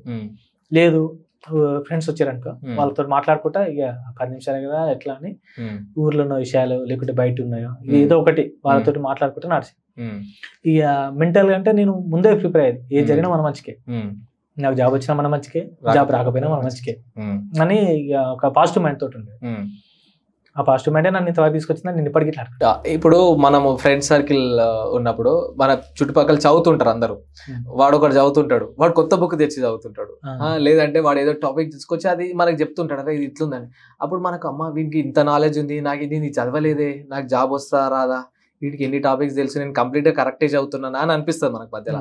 సో అట్లాంటి పొజిషన్ లో నువ్వు ఎట్లా రియాక్ట్ అయ్యి? నేను ఇట్లా చాలా సార్లు ఫేస్ చేసిన. 2000 అంటే కానిస్టేబుల్ జాబ్ రాకముందుకు కొంచెం మా ఫ్రెండ్స్కి ఇట్లా వేరే దగ్గర కోచింగ్కి వెళ్తుండే.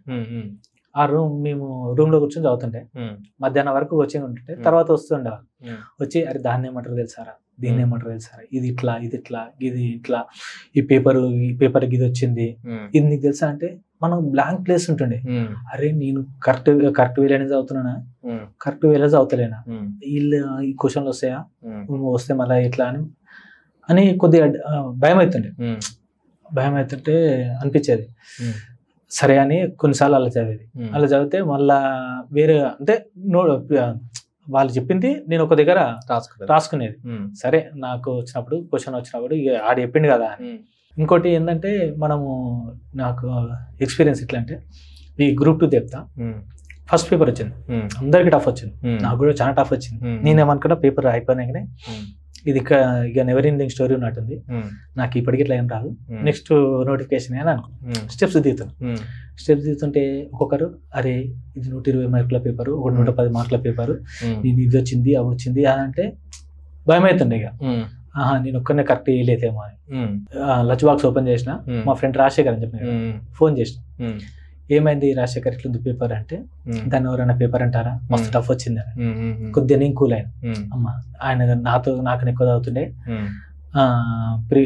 ఆయనకి టఫ్ వచ్చిందంటే నాకు కూడా టఫే అనుకోవాలి అంటే ఎన్ని మార్కులు వస్తాయి అన్నారు. ఆయన 70-80 వస్తే గొప్ప అన్నాడు. 70-80 వస్తే గొప్ప అంటే నేనేమనుకున్నా 80-90 అనుకున్నా, 80 నుంచి 90. నేను కొద్దిగా దాంట్లో కాన్ఫిడెన్స్ వచ్చింది. కాన్ఫిడెన్స్ వచ్చింది. నెక్స్ట్ 2 పేపర్లు ఉంటాయి. ఇక ఫస్ట్ పేపర్ ఒకటి టఫ్, మిగిలిన గ్రావిటీ తగ్గుతా ఉందన్నమాట, కొద్దిగా ఈజీ లెక్కనే వస్తుంది అన్నమాట. అనిపించింది ఏం కాదు మనము ఉన్నాము అని. కానీ ఆ స్టెప్స్ మీద అంటాడు కదా, అనిపించేది అన్నమాట. ఆవిడకి ఎవడు అన్నాడేమో జర్ర చెప్పలో గుండె అయిపోయింది అని. ఇప్పుడు మనకు కూడా అంతే అనిపిస్తుంది. మనం చదివిన దానికి పక్కోళ్ళు చదివిన దానికి తేడా ఉంటుంది. వాళ్ళ ప్లాన్స్ వాళ్ళే, మన ప్లాన్స్ మనవి. మన ప్లాన్ కి మనం స్టిక్ అయినాం అనుకో రిజల్ట్స్ వస్తాయి. లేదు ఆయన అరే ఆ బుక్ చదువుతుండ అన్న అనుకో, నువ్వు ఇప్పటిదాకా చదివిన బుక్ పక్కకెట్టి మళ్ళీ ఆ బుక్ తీసుకొస్తే ఇది పోతుంది అది పోతుంది, రెండు పోతాయి. నువ్వేందంటే ఒకటే దానికి ఒక నేను చెప్పాను కదా, ప్లాన్ ఏదన్నా సరే ఫెయిల్ అయినా సరే నువ్వు అదే ప్లాన్ ఉండాలి. మా plan మార్చొద్దు. Plan A, plan B, plan C అని పెట్టుకుంటారు కదా, అది ఇట్లా వేస్ట్. ప్లాన్ ఒకటే ప్లాన్ పెట్టుకో, అయితే సక్సెస్, లేకుంటే అనుభవం. నెక్స్ట్ సారికి సేమ్ ప్లాన్ ఏడైతే నీకు ఇంకా అంటే పలానా చేయకపోతే నీకు ర్యాంక్ వచ్చేదంటే అది చేయకుండా వేరేది పెడతాను. అట్లా నేను ప్రతి ఎగ్జామ్ని ఏంటి నా ప్లాన్ కరెక్ట్ ఉందా లేదా, ప్లాన్ ఎగ్జిక్యూట్ అవుతుందా లేదా, ఇంకా ఏడు తప్పు చేస్తున్నా అని చెప్పి ఒక రివిజన్ లేక ప్రతి దానికి అంతే. మెయిన్ ఇంకోటి నేను చెప్పాల్సింది ఏంటంటే, నాకు అనిపిస్తుంది ఒక్కొక్కసారి దేవుడు నాకు అన్ని కొన్ని కావాల్సినవి నాకు ఏనికే వేరే వాటిని దూరం చేస్తున్నాను. ఫస్ట్ ఒకటి గ్రూప్ 1 డిస్క్వాలిఫై అయితే కల్లా నేను ఇక 1 చదవడం బంద్ చేసిన, ఓన్లీ గ్రూప్ 2కే కూర్చున్నాను. ఇప్పుడు మా ఫ్రెండ్స్ ఇద్దరు వాళ్ళు 1 క్వాలిఫై అయ్యారు. అక్కడ ఇక్కడ 2 అయితల కల్లా వాళ్ళకు ర్యాంక్ రాలేదంటే మరీ దూరమే వెళ్ళే. ఇప్పుడు 1000, 1200, 1500 అట్లా వచ్చింది. నేను అనుకున్నా అమ్మ నేను దీంట్లో నేను సేఫ్, నేను రాలే కాబట్టి మొత్తం ఫుల్ ఫ్లెడ్జ్ అనుకున్నా. అప్పుడు ప్రిపేర్ అయినప్పుడు ఇట్లా గ్రూప్ 3 ఎగ్జామ్ ఉంటే గ్రూప్ 3 నేను ఏమన్నా గ్రూప్ 3 చాలా తక్కువ మంది పోతారు కదా, గ్రూప్ 3 అయితే కొట్టాలి అని ఎగ్జామ్కి పోయాను. ఎగ్జామ్కి కొత్త కల్లా గ్రూప్ 3 పేపర్ చూస్తే అలా అనిపించింది. అస్సలు నేను ఇంకా సబ్జెక్ట్ మొత్తం కవర్ అయ్యాలి, ఇంకా చాలా రివిజన్ చేయాలని చెప్పి గ్రూప్ 3 ఆశలు లేవు. ఇక నేను ఒకసారి ఇంటికి వచ్చిన, మా వైఫ్ ఉండే నీకు 4 రోజులు హాలిడేస్ ఇస్తున్నా, మీ అమ్మగారు ఇంటికో, 4 రోజులు ఎగ్జామ్ అయిపోయినాక వదిలికొస్తాను. 2 రోజుల తర్వాత పంపించిన. ఈ 6 రోజుల నుంచి ఆ నెల చాలా కష్టపడి, ఇక నేను పడ్డ కష్టంలో నాకు గుర్తుకున్నా అంటే కదా ఒకటే నెల, మిగిలిన అన్నిటినీ సరే ఫ్లోలా వెళ్ళిపోతున్నాను. ఆ నెల నేను పడ్డ కష్టం చాలా పడ్డా. ఫోన్లు చేసినా ఎత్తలే ఎవరిది. నేను ఒక దానికి అనుకున్నా కాబట్టి ఇక అయితే పోతుంది. ఎగ్జామ్ అయిపోయిన ఆ రోజు ఎగ్జామ్ రాస్తాం కదా, గ్రూప్ 2 ఎగ్జామ్ ఫైనల్ పేపర్ 4వ పేపర్ రాస్తాం కదా, 4వ పేపర్ 5:30 రాసిన, 6:30 KLR నేను మ్యాచ్ ఆడతాను, క్రికెట్ అన్నా. అట్లుంటే కొద్దిగా రిలీఫ్ కానీ. ఇప్పుడు క్వశ్చన్ పేపర్ ఇది టఫ్ వస్తుంది అంటారు చాలా మంది, టఫ్ వచ్చింది అంటారు. సో మీరు అన్నట్టు టఫ్ నీకుందంటే ఆల్మోస్ట్ అందరు కూడా టఫ్ ఉంటుంది. పక్క మాటల్లో ఇది మనము టెన్షన్ పడాల్సిన అవసరం లేదు. ఇప్పుడు క్వశ్చన్ అందరు ఏమనుకుంటారు అంటే 150 మార్కులు కొడితే అందరు 150 రావాలని అనుకుంటారు. ఎగ్జామ్ లో ఎన్ని మార్క్స్ వస్తే అంటే ఎంత పర్సెంటేజ్ ఆఫ్ మార్క్స్ వస్తే నీకు జాబ్ వచ్చే ఛాన్సెస్? ఇప్పుడు మనం ఎట్లా అంటే ఇప్పుడు 150 మార్కుల క్వశ్చన్ పేపర్ వచ్చింది అనుకో, మనం 150 మార్కులకే చదువుకోవాలి. ఇప్పుడు అప్పుడు నేను అన్నా కదా, ఎకానమీలో ఎంత చదివినా నీకు 70 వస్తాయి, ఎంత చదివినా నీకు 60 వస్తాయి, గట్టి చదివితే 90 వస్తాయి అని అట్లా పెట్టుకోవద్దు. 150 మార్కులకి 150కే చదువుతున్నా అనుకోవాలి. 150 అన్న దగ్గర మనకు అన్ని తెలిసినా ఇస్తాడని లేదు. ఒక 20 ఇస్తాడు కదా, ఆ 20 కోసం మనం ఏంటంటే టెన్షన్ ఉండదు. ఆ 20 అనేది తగిలినాయేమో మనకు తగలేదు అట్లా అనుకోవాలి. 1 2 ఇప్పుడు నేను ఎట్లా ఆలోచిస్తా అంటే, మాక్సిమం ఒక 150 మార్కులకు ఉంటే మినిమం 100 క్రాస్ చేస్తట్టు ఉండాలి. చదివేది 150 మార్కులు చదవాలి, కానీ నువ్వు 100 క్రాస్ చేస్తట్టు ఉండాలి ఏ ఎగ్జామ్ అయినా సరే. అట్లయితే మనకు మంచి రిజల్ట్స్ వస్తాయి, మంచి ర్యాంక్ కూడా వస్తుంది. మళ్ళీ తక్కువ అంటే నేను ఎలా అంటున్నా అంటే, ఒక 80 మార్కులు చదువుతున్నా, 80 మార్కులు వస్తే చాలు, 20 మార్కులు తగలకపోతాయా అని మనం చదువుకుంటాం ఉంటాం కదా. అంటే 100 మార్కులు నేను చెప్పినా కదా, 150 నుంచి 100 మార్కులు, నేను 80 మార్కులు నాకు చేస్తే చాలు, 20 మార్కులు అంటే 70 అంటే మిగిలిన 70 ఉంటాయి కదా, 70 నాకు 20 మార్కులు తలగయా, 100 మార్కులకి నేను రీచ్ అవుతా కదా అని అనుకుంటాం. కానీ అది 100% మనం ఎప్పుడైనా సరే నువ్వు 150కి చదవాలి. మనం దాంట్లో ఒకవేళ నేను చెప్తున్నా ఏంటంటే, ఒక పేపర్ తీసుకుని వస్తావు, చేస్తావు, ఇంటికి వచ్చినాక నువ్వు మళ్ళీ ఒకసారి చూసుకుంటావు కదా, బుక్ ముంగట పెట్టుకొని కీ వచ్చినాక నీ కాడ నువ్వు తెలిసి ఇట్లా మిస్టేక్ చేసి 10 ఉంటాయి, పక్కా 10 ఉంటాయి. నువ్వు తెలిసినా కానీ మిస్టేక్ చేస్తావు, ఒక్కొక్కసారి కన్ఫ్యూజ్ అవుతావు. నేను ఇట్లా చాలాసార్లు కన్ఫ్యూజ్ అయ్యాను. అప్పుడు అనిపిస్తా అన్నమాట, లేదు మనము కన్ఫ్యూజ్ కావద్దంటే ఒక 2 నిమిషాలు లేట్ అయినా సరే కానీ ఒక క్వశ్చన్ ఒకటేసారి చూడాలి. క్వశ్చన్ పేపర్ ప్యాటర్న్ ఏంటంటే, ఒక క్వశ్చన్ ఒకసారి చూడాలి, క్లారిటీగా చూడాలి. నీకు అది రాలేదనుకో, నువ్వు అప్పుడే ఏదో ఒకటి టిక్ చేసి పెట్టుకో. నీకు అది రాదిగా, నువ్వు ఎంత కష్టపడ్డా రాదంటే నువ్వు దాన్ని ఒక ఆప్షన్ నువ్వు సెలెక్ట్ చేసుకో. అప్పుడే సెలెక్ట్ చేసుకొని నెక్స్ట్ క్వశ్చన్కో. మళ్ళీ రెండోసారి అంతా ఇంకా మొత్తం 150 చేసినాక మళ్ళీ వచ్చి మళ్ళీ ఆ క్వశ్చన్ చూస్తా, రాని క్వశ్చన్ కోసం కష్టపడతా అంటే టైం అయిపోతుంది. ఆ టైం కోసం నీకు వచ్చిన 2 అంటే నువ్వు క్వశ్చన్ చేసిన 2 బబ్లింగ్ చేయకపోతే నీకు ఆ బాధ చాలా ఎక్కువ ఉంటుంది.